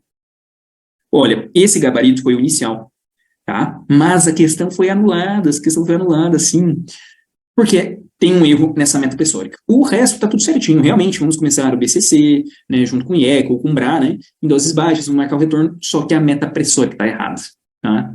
Ela tinha que estar acima de diastólica, tá? Mas não é monoterapia, né, com espironolactona, a espironolactona a gente usa como quarta droga, né, você vai pensar se nada funciona, espironolactona, né, e o tratamento não medicamentoso, não, você vai começar já com tratamento medicamentoso, e que ele fala de beta-bloqueador não é mais primeira opção para hipertensão, tá? Então, ótimo, vocês foram na mais correta, e é isso que eu quero de vocês na prova, né, mesmo que, é isso, ó, mesmo que a prova, vocês vejam que tem alguma inconsistência, Lucas, tá errado a meta pressórica, eu percebi, a diastólica tinha que ser entre 70 e 79, mas você não vai brigar com a prova, vai chamar o fiscal lá, fiscal, às vezes o cara nem é da medicina, nem entende, você aqui tá errado, a letra B não tá certo, vai brigar com o cara não sabe às vezes, né, então você marca de forma mais correta, e depois a gente briga, depois dos recursos a gente briga, tá? Mas é isso, vocês marcaram a mais correta, é por aí que a gente vai correr, tá bom? Mas eu vou mostrar para vocês, então, pra gente revisar rapidamente essa parte da hipertensão, o que pode cair na próxima, né? Então, ó, por que aquela ali está errada? De acordo com a diretriz brasileira de RAS, de 2020, os idosos com fragilidade, né, os idosos frágeis, a meta pressórica vai ser a sistólica de 130 a 139 e a diastólica de 70 a 79. Que nem tá aqui, ó, idosos frágeis, né? A gente vai como PAD de consultório, a nossa meta é 70 a 79, tá bom? Show? E aí, Lucas, vamos voltar nas medicações. E aí, só um detalhe, né, que é interessante, que esses pacientes idosos, a gente tende a tolerar uma PAS um pouquinho mais alta que a PAD, no caso a sistólica, um pouquinho mais alta que a diastólica. Porque como eles têm uma calcificação intrínseca dos vasos, a tendência é que essa sistólica seja maior, né? Inclusive, tem o termo, né, da hipertensão sistólica isolada. Às vezes, o paciente está lá com uma PAD boa, e só tem uma PAS de 140, enfim, 145, 150, você não começa a medicação, tá? Enfim, são alguns casos em idosos acima de 80 anos aí, tá? Mas é interessante. Enfim, voltando aqui, né, a ideia da monoterapia. Com o que a gente começa? Quais são as medicações que a gente inicia? E eu queria revisar com vocês. Diuréticos, tiazídicos, né, bloqueadores de canal de cálcio, IECA ou BRA, né, IECA ou BRA, não pode associar os dois, tá? Ou é um ou é outro, você nunca usa os dois juntos, tá? E beta-bloqueador não é mais primeira opção. Indicação específica, ele deixou aqui por quê? Porque seria uma ideia que você tem, por exemplo, às vezes um paciente com insuficiência cardíaca. O paciente com insuficiência cardíaca, independente do NIRA que ele tenha, lembra lá do NIRA? A gente vai dar beta-bloqueador para ele, mas não com a ideia de primeira opção de hipertensão. Porque primeira opção de hipertensão são essas 4. E diurético aqui é tiazídico, tá? Diurético furosemida não conta, no diurético de alça. Aí, às vezes, eu vou combinar 2 fármacos, né? E é aquela ideia que a gente vai ou ia cobrar e bota o beta-bloqueador ou o diurético como estava ali na nossa regrinha ali na questão, né? E depois, caso não dê, eu adiciono o outro que sobrou aqui, né? Com 3 fármacos, a terapia tripla. Isso aqui, essa aqui é a minha aposta para a próxima prova, que eles vão trazer para vocês. Um quadro de uma... Porque é isso, o tema, você tem que pensar que o tema, eles têm um guia, né? Então, o tema hipertensão tem que cair. Aí caiu aqui, ó, terapia, combinação, inicial de 2 fármacos. Uma coisa que faz tempo que eles não cobram, que é muito interessante, é a parte de rasa refratária. Ou seja, um paciente que está utilizando lá um IECA, que está utilizando um beta-bloqueador e está utilizando um diurético tiazídico. E a pressão não está bem controlada. Você pesquisou rasa secundária, porque sempre, antes de você dizer, você tem uma rasa refratária, você tem que excluir que não seja causa secundária. Tipo o quê, Lucas? Causas principais, né? Lembra que a gente faz aqueles examezinhos de rotina do hipertenso? A gente não faz aqueles exames à toa. Aqueles exames, eles são guias de coisas que podem estar aumentando a pressão por causas secundárias, tá? Causa muito importante, nefropatia. Às vezes o paciente tem uma insuficiência renal, ele fica hipervolêmico e isso gera hipertensão. Então a gente tem que focar em tratar a insuficiência renal. Paciente com sarros, né? Síndrome da apneia e hipopneia do sono, a apneia e hipopneia do sono aumenta a pressão. Feocromostoma, aumento lá, vamos pensar, adenoma de Cohn, várias causas secundárias a gente tem que excluir. Isso a gente pede potássio, enfim, tá? Hiperaldosteronismo secundário, enfim, várias causas vão estar relacionadas a essa questão secundária que a gente tem que excluir. Beleza, Lucas, vai estar lá na questão que foi feito os exames, vai me dar os exames normais, ele vai pedir qual que é a próxima conduta. Paciente com rasa refratária, e você vai pensar assim, se nada funciona, espironolactona. Se nada funciona, espironolactona, se nada funciona, espironolactona. Essa é a nossa 4ª droga, tá bom? E é o que está ali na nossa colinha, que eu vou deixar depois para vocês.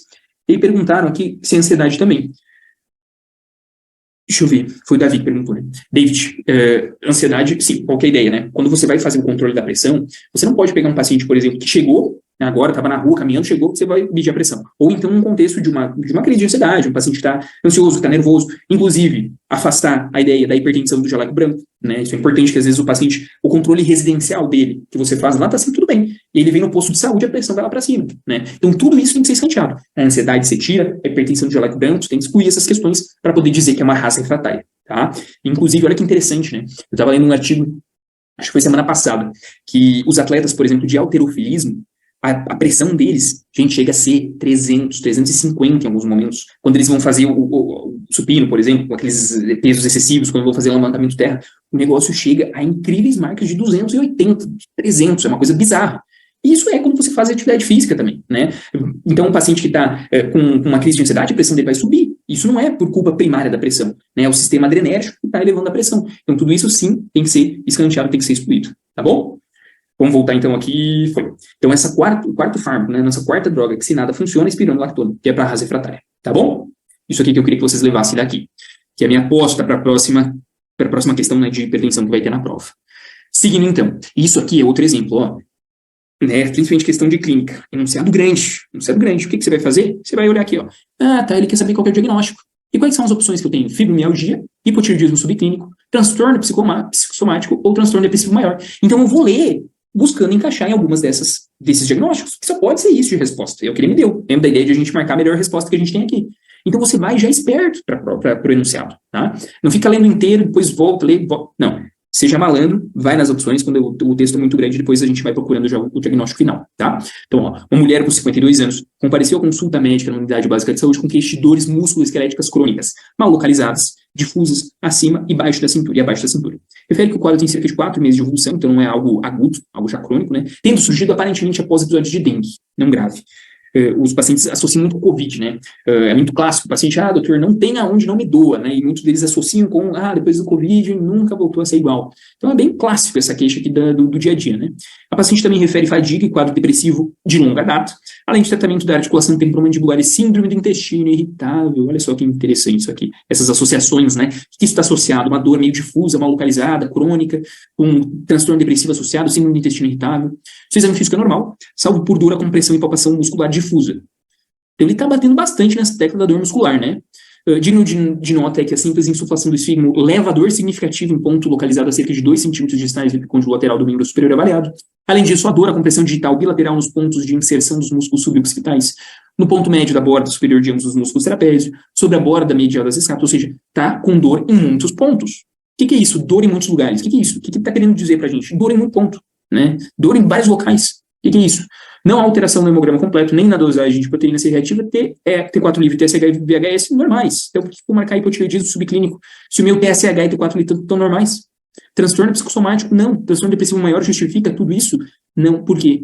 Porque ele está fazendo questão de te apresentar o quê? Os vários pontos dolorosos. Tem um ponto que dói especificamente, o Frank colocou pra gente, trigger points, né? É fibromialgia, tá? É fibromialgia. E aí eu trouxe para vocês aqui, bem legal, para a gente conseguir desmistificar de vez essa ideia, né, do que a gente tem de quais são esses pontos, né, aqui, que é uma desordem funcional, que está muito associada a outras coisas, como, por exemplo, depressão, que está associada com síndrome do intestino irritável, que essa paciente tinha, tá, então é a historinha clássica que a gente tem ali, né, sensorial, central, então o problema está no sistema da dor, tá, é o sistema nervoso da dor que está superativado. Para receber o diagnóstico de fibromialgia, o indivíduo precisa preencher os 3 quesitos a seguir, ó, dor em 6 ou mais de 9 regiões definidas, então aqui que a gente tem, ó, a imagem, número de locais, então você vai fazer um checklist. Cabeça, check. Braço esquerdo, check. Né? Braço direito, check. Você vai vendo quais são os pontos possíveis, se tem na perna, se não tem, se tem no braço, se tem no peito, e vai dando checkzinho. Tem que ter em mais de 6 das 9 regiões. Fadiga ou distúrbios do sono moderados a grave. Então o paciente tem sonolência excessiva durante o dia, não descansa bem à noite, está sempre se sentindo cansado, né? E o terceiro, a presença dos quesitos 1 e 2 por pelo menos 3 meses, e essa paciente tinha por 4 meses, tá? E aquilo que eu falei para vocês, ó, a depressão acompanha boa parte desses pacientes, é mais comum em mulheres, né, assim, no intestino irritável também, enxaqueca em cerca de 50%, né? Então, não tem alteração específica no exame, a gente viu que essa paciente tinha os exames todos normais, então, sem dúvida, é a letra A. Show? E nem momento, aqui claro, né, a gente tá conversando até para absorver o que a gente precisa saber para as provas seguintes, né, para a prova seguinte, no caso. Mas, na hora da prova, você vai buscar já no enunciado, na primeira lida, o diagnóstico e marca que corre para o braço, tá bom? Alguma dúvida? Deixa aqui para mim, caso tenha. Vamos seguir, então, questão de número 37, uma questão que eu quero chamar atenção para um detalhe importante depois. Traz para a gente um paciente com 25 anos que foi vítima de acidente motociclístico, apresentando trauma contuso tóraco-abdominal. No local do acidente encontrava-se com pressão arterial sistólica de 90, com frequência cardíaca de 120. Durante o transporte para o hospital evoluiu com inconsciência, queda da pressão arterial sistólica para 60 e estabilizou, né, e aumentou a frequência cardíaca para 140. Apresenta distensão de veias cervicais e murmúrio vesicular presente bilateralmente. Ou seja, tem turgência jugular. Nesse caso, o manejo mais adequado para o paciente é o quê? O que você faz? Tórax-centese e drenagem pleural, manutenção das vias aéreas e pericardiocentese, intubação orotraqueal, ultrassom de tórax, cricotireoidostomia e toracotomia lateral esquerda. Questão clássica de trauma também, né? Clássica. E aí, o que vocês fariam? No caso, qual questão, né? Qual assertivo vocês marcariam? Essa aqui também, direto ao ponto e super cobrada, né?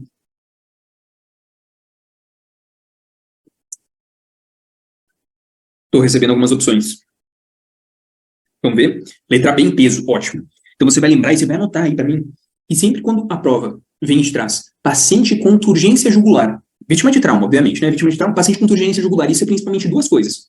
Pensamento rápido, né? Isso a gente treina bastante no ATLS quando faz, né? Turgência jugular, 2 coisas, ou é tamponamento ou é pneumotórax hipertensivo. Essas são as 2 coisas que tem automaticamente que vir na nossa cabeça. E aí a gente vai sempre seguir o ABCDE.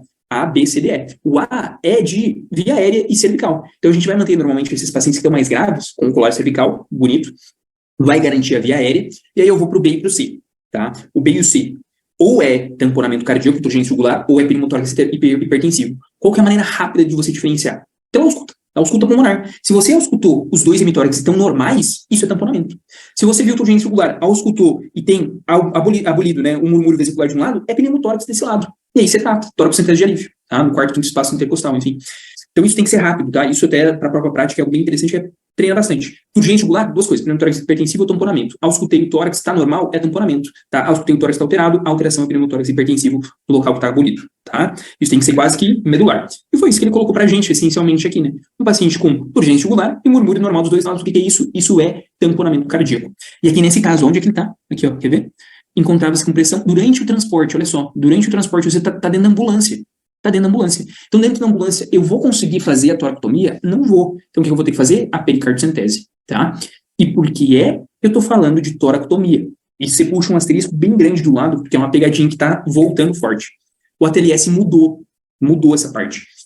Agora que a conduta de escolha não é mais pericardiocentese. A gente sempre fazia isso, né? Faz a pericardiocentese, puxa. Agora ele coloca claramente assim, ó, se você tem uma equipe de cirurgia vascular, de cirurgia cardíaca, de prontidão, a conduta de escolha é cardiotomia. A gente vai fazer toracotomia, a gente vai abrir o tórax e vai fazer cirurgia cardíaca.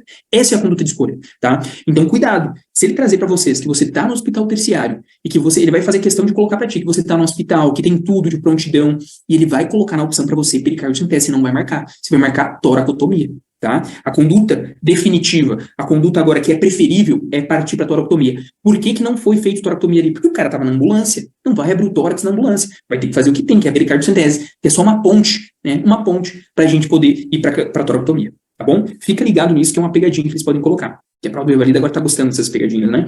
Mas isso é algo importante. Deixa eu ver se eu trouxe alguma coisa para vocês aqui. Trouxe, ó. Em relação, aí vou deixar aqui para depois vocês revisarem, ó.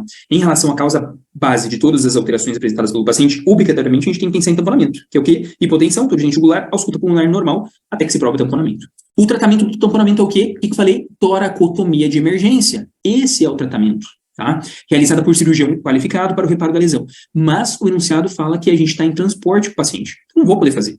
Então, nos casos em que a toracotomia não possa ser empreendida de imediato, olha só, ele coloca isso aqui pra gente, beleza? Quando eu não posso fazer a toracotomia, ou seja, essa é a nossa opção inicial, aí tudo bem, eu faço a pericardiocentese subtifoidiana, né? Na verdade, a entrada você normalmente faz aqui, né? Tá? Aí você consegue ver transversal. E a remoção de quantidade de 15 a 20 ml já é o suficiente para você aliviar, não precisa secar tudo, tá? Até porque você está fazendo uma coisa, agulha ali no espaço. Se você tirar muito, corre o risco de fazer acidente no miocárdio. Então, tirar só 15, 20 ml já é o suficiente para melhorar a hemodinâmica do paciente e mandar ele para a conduta definitiva, que é a toracotomia. Tá bom? Show de bola. Vamos seguir, então. Próxima questão de número 38, se ficou dúvida, você coloca para mim, tá? Questão de número 38, questão gigantesca, né? E a gente vai fazer o quê? Vai para as opções. Considerando esses dados, respectivamente, a hipótese diagnóstica, então ele quer saber qual que é a hipótese diagnóstica e manejo. O que eu vou ter? Ou o meu caso é de sífilis congênita, ou de citomegalovirose, ou então, ou a sífilis congênita ou a citomegalovirose. Se eu descobrir qual que é qual, depois eu vou só ver qual que é o tratamento adequado, tá? Então, vamos lá. Retorna à maternidade, um recém-nascido com 3 dias de vida. Conforme a sua ficha, ele nasceu com 37 semanas. Então, nasceu a termo, né? Por parto cesárea, devido à restrição de crescimento intrauterino e centralização fetal, pesando menos de 2.000 gramas. Apto era 8,9, com bolsa rota no ato. A mãe relata ter 34 anos e não houve intercorrência na gestação. E as sorologias do pré-natal apresentaram-se não reagentes, inclusive o da sífilis, que a gente faz, né? Agora, do citomegalo, a gente faz? Teste rápido? Não. Uma dica aqui pra gente. Que foi feito o teste da orelhinha no recém-nascido e que os olhos e o coração dele se apresentavam sem alterações. Acrescenta que seu filho recebeu alta da maternidade com 24 horas de vida. Ao exame físico, a criança apresenta um peso de 1.850 gramas, estatura de 44 centímetros, período cefálico de 27. Tá normal? E mostra-se ativo, reativo, algo irritado, ictérico, notando-se a presença de petequias. Olha só, petequias na pele. Abdômen com fígado palpável a 5 centímetros ou aumentado e baço 2 centímetros do rebordo costal. Não havendo alterações no restante do exame. O hemograma apresenta anemia, leucopenia e plaquetopenia, então uma pancitopenia. Também hiperbilirrubinemia às custas, principalmente de elevação de bilirubinas diretas. Transaminases 4 vezes acima dos valores de referência e ultrassom de crânio com leucomalácia isso aqui é a nossa dica principal. Periventricular e calcificações periventriculares. Tá? O que eu falei, e agora eu quero que vocês coloquem, o que eu falei na outra aula para a gente diferenciar toxo de citomegalo? Lembra que eu dei uma diquinha para vocês? Alguém anotou? Toxoplasmose congênita e citomegalovirose congênita. Procurei. Anota aí para mim. Eu dei uma dica para vocês da imagem do sistema nervoso central. Eu nem tinha lembrado que caía essa questão. Eu já cantei a dica para vocês na última vez. Como é que eu diferencio, né, na prova que ele normalmente coloca para mim toxocongênita e citomegalovirose? Citomegalovirose congênita. Ok, a Erika colocou. Toxoplasmose é calcificações por todo o parênquima. Por todo o parênquima é toxoplasmose. Agora, citomegalovírus circunda o meu ventrículo. CMV, você vai anotar assim, ó. CMV circunda o meu ventrículo. Eu nem lembrava que tinha essa questão, mas está aqui. É isso, é a dica clássica de prova. Leucomalácia periventricular e calcificações periventriculares. O que é isso, periventricular? Que circunda o meu ventrículo. CMV, citomegalovirose, tá? Pode voltar lá na primeira aula que eu falei isso aqui sim, tá? Considerando isso, então, a gente vai para as questões e a gente já corta de cara sífilis, já corta que ficamos com citomegalovirose. E aí a gente trata citomegalovírus com aciclovir ou com ganciclovir? Com ganciclovir, né? Só que essa questão foi anulada. Por quê? Porque não é por 6 meses, é por 6 semanas que a gente usa o ganciclovir. O valganciclovir pode ser usado por 6 meses, mas o ganciclovir é por 6 semanas. Então, se tivesse aqui 6 semanas, essa aqui estaria completinha, tá? E aqui ele coloca, ó, acompanhamento auditivo. Por quê? Porque no CMV, você me vê, mas não me ouve.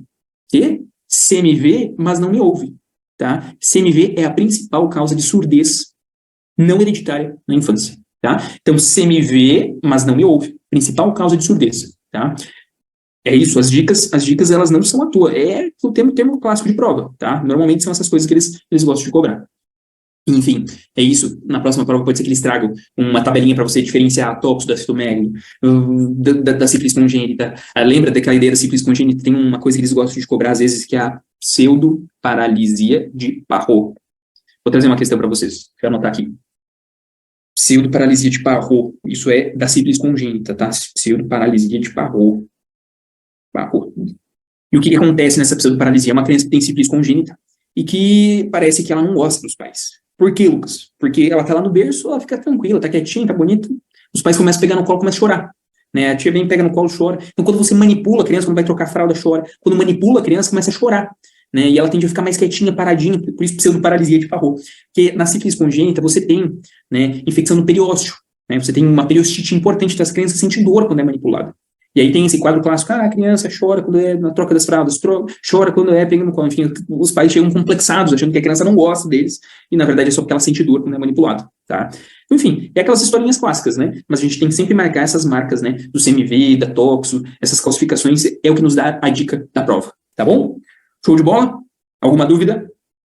Como eu falei, a hora de perguntar é aqui agora, tá? Se tiver alguma coisa, deixa aí pra mim. Se não, vamos seguindo. Questão de número 39. Traz para a gente uma paciente secundigesta, com 27 anos, que foi encaminhada pela atenção primária de saúde ambulatória de gestação de alto risco para iniciar o pré-natal. Devido à história obstétrica anterior de pré-eclâmpsia, então ela teve pré-eclâmpsia na altura da gestação. E DPP, olha só, teve descolamento prematuro de placenta intraparto. Durante a consulta, evidenciou-se que a gestante se encontrava com 16 semanas de gestação. Ufa, até 16, vai dar para a gente fazer a conduta que a gente quer. Gestação apresentando pressão arterial de 135 por 83, tá? Não tá boa, mas também não tá ruim. Foi realizado a avaliação de proteinúria com fita, cujo resultado foi negativo. A conduta seria imediatamente adotada a fim de melhorar o prognóstico materno e perinatal dessa gestação, a prescrição de quê? Cuidado que essa paciente não tem hipertensão para a gente começar antihipertensiva, não tem hipertensão primária, essencial primária, né? Então, o que ele quer aqui? Para a gente reduzir a chance de ela ter pré-eclâmpsia, o que a gente pode fazer? Porque a pré-eclâmpsia é uma das principais causas de morte na mulher, na gestante, né? Você sabe. Em primeiro lugar é o sangramento, a hemorragia. Em segundo é a hipertensão. Tá? E bem importante, importantíssimo. Então, o que a gente faz aqui como profilaxia para pré-eclâmpsia? Ótimo. Vocês colocarem peso, AS de 100 a 150 miligramas por dia, né? E tem mais alguma coisa que eu posso fazer? Vocês usariam cálcio? O que vocês me dizem? Aqui eu trouxe para vocês, ó, do CMV. CMV, ó, ganciclovir por 6 semanas. Tá? E aqui, ó, circundo meu ventrículo, né? O periventriculares. Tá? Aqui, profilaxia para pré-eclâmpsia, né? No pré-natal. Vamos ver. Cálcio também, será? Essa paciente é de alto risco? Vamos ver. Profilaxia para ocorrência ou recorrência de transtornos hipertensivos da gravidez. A terapia antihipertensiva não previne pré-eclâmpsia, então não tem por que eu começar antihipertensivo, que nem ele colocou aqui, ó, na letra A e B. Por que eu vou começar isso? Ela não é hipertensa. E também eu começar para evitar pré-eclâmpsia não ajuda. Ou os desfechos perinatais adversos associados, mas diminui a metade da incidência de desenvolvimento de hipertensão grave. A aspirina, baixa dose, ou seja, só se ela tiver com pico hipertensivo, posso tratar, mas não como profilaxia. A aspirina, o AS, né, identificados com risco aumentado de pré-eclâmpsia com base em características clínicas, resulta em uma diminuição de 25% da pré-eclâmpsia, além da redução das taxas de parto prematuro, morte perinatal e restrição de crescimento intrauterino ótimo. Então vamos começar o AS. Suplemento oral de cálcio, de pelo menos 1 grama por dia em mulheres de alto risco, ó, tem que ser alto risco, pode diminuir a incidência de pré-eclâmpsia, hipertensão gestacional ou parto prematuro, tá? Então, o mais importante é isso, ó. Regiões onde a área de ingesta dietética de cálcio é baixa, a suplementação durante a gravidez é recomendada para a prevenção de pré-eclâmpsia em todas as mulheres, mas especialmente aquelas com alto risco de desenvolver. Então, as de alto risco para todos e para aquelas que não conseguem na dieta ter cálcio suficiente. A OMS recomenda pelo menos uma ingesta diária de 1.300 para adolescentes e de 1.000 para adultos. Então, por isso que é pelo menos 1 grama por dia, tá? E é recomendada uma dose baixa do AS, né, para prevenção da pré-eclâmpsia em mulheres de alto risco de desenvolver esta condição. Baixa dose de AS para prevenção de pré-eclâmpsia e suas complicações relacionadas devem ser iniciadas antes de 20 semanas de gravidez. Por que antes de 20 semanas? Coloca aí para mim. Por que não pode ser depois? Por que antes de 20 semanas? Me ajudem. Essa aqui realmente é a letra C, e a gente vai seguindo, mas eu vou esperar vocês me responderem. Por que tem que ser antes das 20 semanas? E aí, galera? A dica que tem a ver com fisiologia aqui. E aí, alguém me ajuda? Lembra qual que é a causa da pré-eclâmpsia? É uma falha na segunda invasão de ondas trofoblásticas, lá, enfim. Lembra que você vai crescendo, o feto vai crescendo, né? Você tem que dar mais aporte sanguíneo. E as artérias espiraladas, elas estão com uma resistência muito alta. Então, elas têm que perder aquela camada muscular para poder ficar maior, passar mais sangue. Porque ela está crescendo, precisa receber mais aporte sanguíneo, nutrientes, enfim. Então, a segunda onda de invasão trofoblástica é justamente essa ideia de você perder a camada muscular e aumentar, no caso, o tamanho desse vaso, que reduz a resistência. Por que acontece a pré-eclâmpsia? Porque você tem uma falha na segunda onda de invasão trofoblástica. Né? Então, você não perde essa camada muscular, os vasos, as artérias espiraladas ficam mais apertadas, ficam mais estreitas, isso aumenta a resistência. Por isso que esses fetos têm restrição de crescimento intrauterino, por isso que tem chance de parto prematuro, por isso que tem chance da placenta sofrer isquemia, e aí começa a ficar hipertenso, porque tem uma resistência muito grande. Lembra que no segundo trimestre você vê classicamente isso, né? Você está acompanhando a pressão da tua gestante, no segundo trimestre cai. A pressão cai, fica baixa. Inclusive, hipertensas, às vezes a gente tem que tirar os antihipertensivos no segundo trimestre. Porque é justamente no momento em que ocorre essa segunda onda de invasão trofoblástica que as artérias ficam grandonas. E aí a placenta é um grande ponto de redução da resistência vascular. Cara, isso é muito legal. Isso é muito legal. Eu pego no pé porque eu sempre falo para os meus alunos, né? Na pessoal da semiologia, de físio, cara, você tem que entender a base. Se você sabe a base, você passa por todas as áreas mais tranquilamente. Você vai entendendo, você não precisa decorar, e você entende todo o processo. Por que do AS? Lembra que o AS ele vai facilitar, ele vai deixar o sangue mais fluido e facilita essa migração das células. Se você tem um sangue que é naturalmente mais grosso, vamos colocar assim dessa forma, né, mais grosso, isso atrapalha esse processo. E aí por isso que o AS vai ajudar a fluidificar esse processo, tá? Enfim, saindo do momento de fisiologia, voltamos então para a questão de número 40 aqui, né? Questão que também carimbada, né, na prova do Rivalida, clássica. E aí, como a gente já está com o tempo apertado, vou dar uma de preguiçoso aqui e vou falar, olha só, estamos aqui com o quê? Com uma paciente que foi apresentado um painel sorológico. Né? Então, hepatite C e HIV não foram reagentes e todos os outros exames estão dentro da normalidade. Apresentando o quê? Antígeno HBsAg não reagente, anti-HBC total não reagente, anti-HBs reagente. O que isso quer dizer? Esse painel aqui, o que quer dizer? Ela está infectada pela hepatite B, ela está com proteção para hepatite B. Se ela está com proteção, isso foi pela vacina ou foi porque ela já entrou em contato com o vírus? E aí? Ela tem o vírus, ela não tem o vírus. Ela tem proteção ou não tem proteção? Ela já entrou em contato com o vírus ou não entrou? Tudo isso pode ser respondido. Ótimo, a Erika falou, ela tem imunidade, perfeito. Por que ela tem imunidade? Porque o anti-HBs está reagente. O anti-HBs é quem protege. Mas por que ela tem imunidade? Ela já entrou em contato com o vírus ou não? Comentem aí para mim. Aí aqui, ó, HBsAg, eu normalmente falo o antígeno HBs, né, mas é HBsAg. Não é reagente, ou seja, ela não está com o vírus. Tá? Ela não está com o vírus e ela está com a proteção.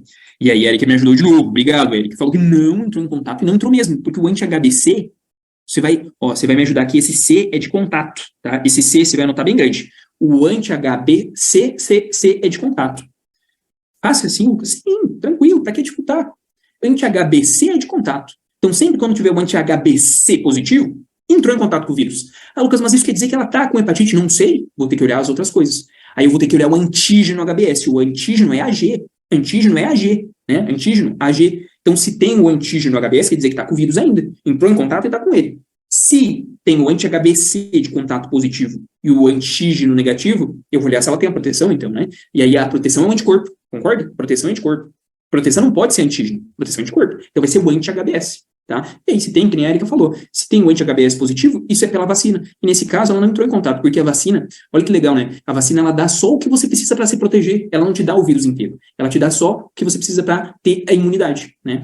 Quando a pessoa desenvolve a imunidade pelo vírus, ela entrou em contato com todas as partes dele. Por isso que o do contato é positivo, né? Mas a vacina só te dá o que você precisa, que é o anticorpo, né? Você não precisa de anticorpo, então você vai produzir o anticorpo. Na verdade, a vacina não te dá, né? Ela te dá o que você precisa para produzir. A imunidade aqui é ativa, né? Mas nesse caso aqui, então, questão 40, ela é D pra gente, por quê? Porque o resultado indica imunidade ao vírus da hepatite B, ótimo. Esclarecer a paciente de que não há motivo de preocupação e orientá-la a continuar acompanhamento pré-natal na UBS, porque não tem hepatite B, tá? Eu trouxe para vocês aqui um quadrinho para vocês treinar depois em casa, né? Ó, uma situação que é importante de ver, né? fase aguda, por exemplo, a hepatite B aguda. Pá, hepatite B aguda vai ter o vírus, HBsAg, o antígeno, óbvio, né? Tá com hepatite B, HBsAg positivo. Aí você tem aqui, o do contato vai estar positivo? Claro, ela entrou em contato, tá com hepatite B aguda, então vai estar positivo o IgM, que indica que foi recente, né? O IgM indica que é agudo, que é recente, né? E aí o IgG começa a positivar depois na fase mais crônica. Mas na agudo pode acontecer, né? Pode acontecer também. O que marca ser aguda é antes de 6 meses, e aí normalmente você tem um IgM positivo. E, Lucas, se a hepatite B aguda vai ter proteção, vai ter o anticorpo HBS, o grande protetor? Não. Agora, quer ver? Imunidade, vamos ver. Imunidade aqui, imunidade de infecção passada, ó. Imunidade, então, teve infecção passada, tem o contato, né? Tem o contato positivo e o anti-HBS positivo.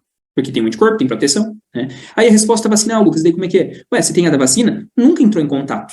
Porque a vacina dá só o anticorpo que você precisa, né? Não vai ficar te dando o vírus inteiro. Então vai estar negativo aqui, e aí a proteção, o anticorpo que você precisa vai estar positivo.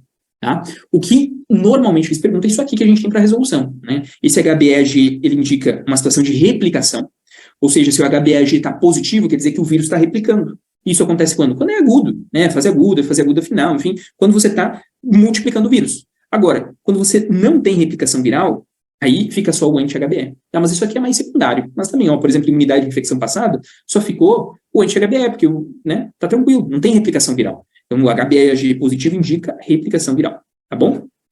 E aí eu vou perguntar, vai que eles fazem essa pegadinha, então eu vou perguntar para vocês, porque vai que eles fazem essa pegadinha, né? Enfim, é uma coisa que é mais específica, mas o Revalida tá perdendo a mão, então vamos comentar.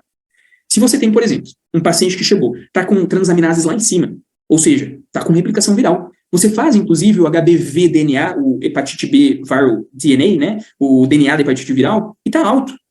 E você vai olhar o HBeAg e está negativo. Você vai olhar o HBeAg e está negativo. Mas como é que está negativo? Vou anotar isso para vocês, né? Ou seja, replicação, está tendo replicação. Ou seja, tem o HBV-DNA, o material genético do vírus está alto. HBV-DNA alto. Transaminases altas. Mas o HBeAg, que era para me mostrar que estava tendo replicação, está negativo. Como é que isso pode ser explicado? Você tem uma replicação, mas ele não está te mostrando. Ele está enganando a gente. Essa situação é clássica do mutante pré-core. Vocês já ouviram falar disso? Ou é totalmente novidade assim? Alguém já ouviu falar mutante pré-core, hepatite B?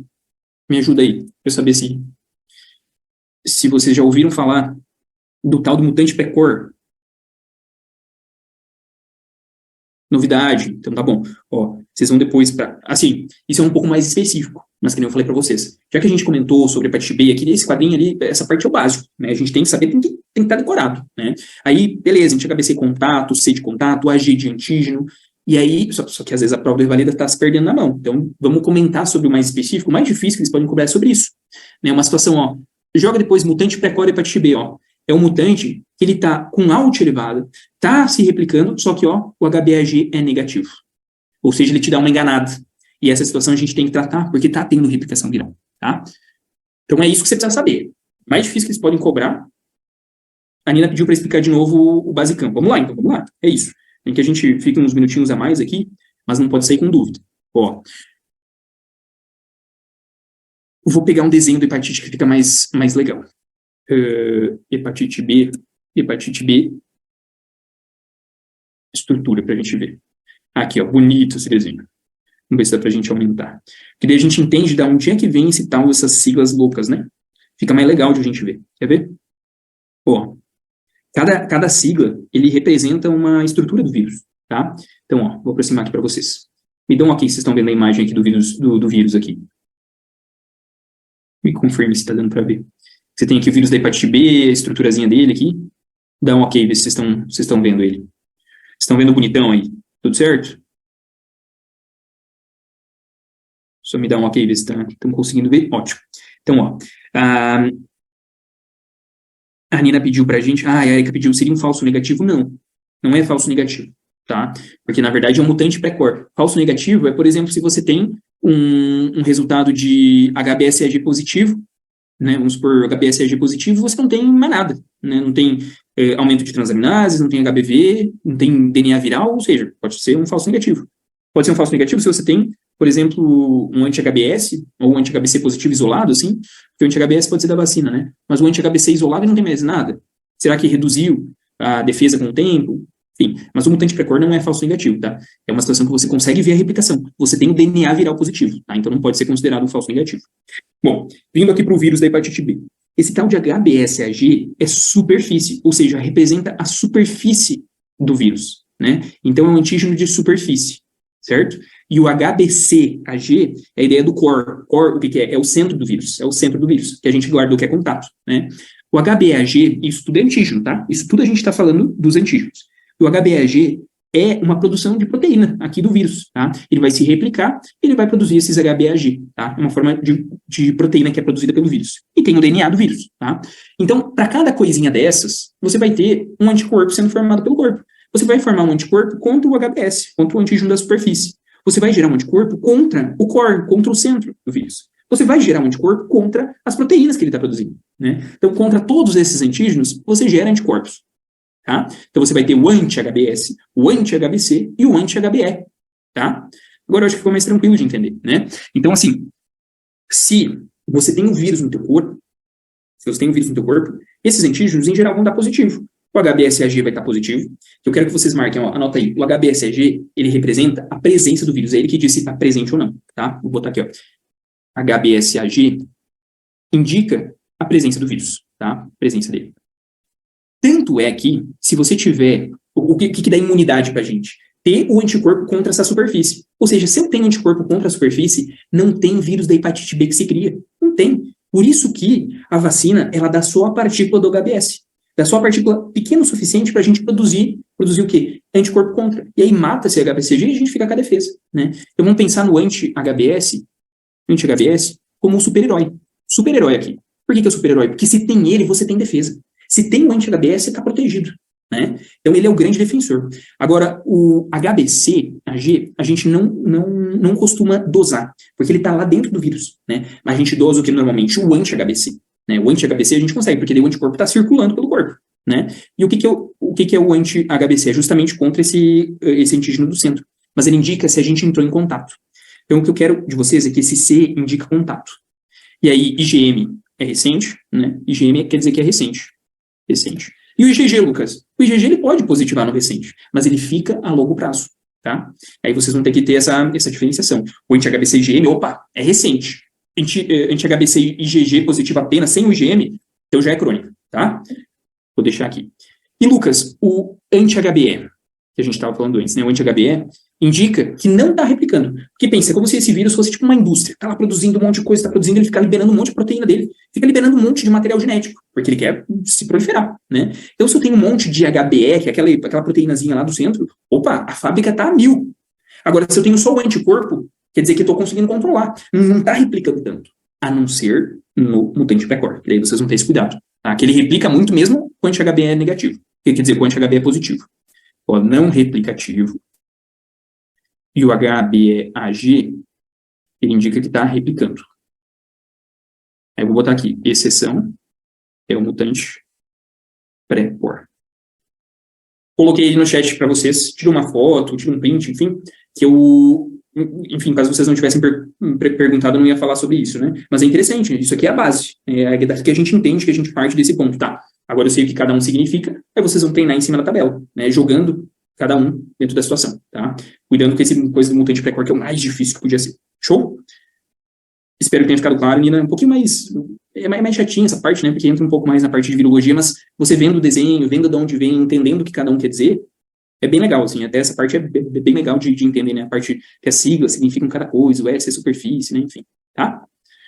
Show de bola, então. Seguindo 40, vamos ver. A gente passa um pouquinho, vamos só terminar aqui até a 41, 42, pelo menos, para daí a gente dar continuidade depois. E essa aqui a gente vai um pouquinho mais rápido também, porque é uma questão que é mais longa, né? Só que assim, questão 41, tá? Vamos lá. O que ele quer saber? Com relação à abordagem diagnóstica, o que ele quer que eu faça? Aí você vê, ele quer que eu colete líquor, o exame microscópio do líquor, opa, tem alguma coisa no sistema nervoso central. Exame de bioquímica do líquor, o que é isso? Aí você olha aqui no final, sinal de Kernig e Brudzinski presentes. O que é isso aqui? Né? Rigidez de nuca. Isso aqui é meningite. Ah, Lucas, mas eu me sinto inseguro de não ler inteiro. Dá uma lida rápida, então, porque imagina se essa questão fosse a 98. Você já está embaralhando as coisas, né? Então, vai ver se você consegue matar com essas informações que você foi mais direto. Ah, beleza, rigidez de nuca, carne Grudzinski, isso é sinal clássico de meningite, vamos ver o que ele fala, né? A coleta de líquido cefalorraquidiano, eu nem lembro do resto do caso, vamos ver se a gente resolve por isso aqui. A coleta de líquido cefalorraquidiano deverá ser realizada através de punção suboccipital. Meu Deus, eu vou ir aqui no suboccipito do paciente, isso aqui é exceção. Pois há contraindicação para a realização de punção na região lombar? Bom, vamos ver se tem alguma contraindicação, mas isso aqui, só se for uma situação gravíssima, eu tenho alguma coisa que me impeça a punção lombar. O exame microscópico do líquido cefalorraquidiano, utilizando cefaloração de Gram, que evidencia bastonites gram-negativos, confirma o diagnóstico de meningite pneumocócica. Pneumococo é bastonete? Não, né? Pneumococo é coco. Coloquei que tem uma foto para vocês. Pneumococo é coco, não é bastonete. Tá? Então, tirei essa fora. A punção licórica com exame de bioquímica do líquido cefalorraquidiano deverá ser realizada para experimentar a distinção entre infecção bacteriana e viral, o que orientará a conduta terapêutica. Legal. Se eu saber o que é bactéria, se é vírus, dependendo da análise, né? Essa aqui parece boa. D. A paciente deverá ser submetida a um exame de imagem antes da realização da coleta de líquido cefalorraquidiano para exame diagnóstico, pois há contraindicação para a realização da punção lombar. Bom, vamos ver se tem contraindicação. Essa punção lombar tem duas coisas que estão falando sobre isso, né? Aqui também fala que tem contraindicação, mas entre essas duas eu marcaria D, entre A e D. Porque esse aqui fala para eu pegar no suboccipito. Não, vou fazer primeiro o exame de imagem, se for realmente uma contraindicação, daí eu avalio depois. Vamos ver, então, rapidinho, né?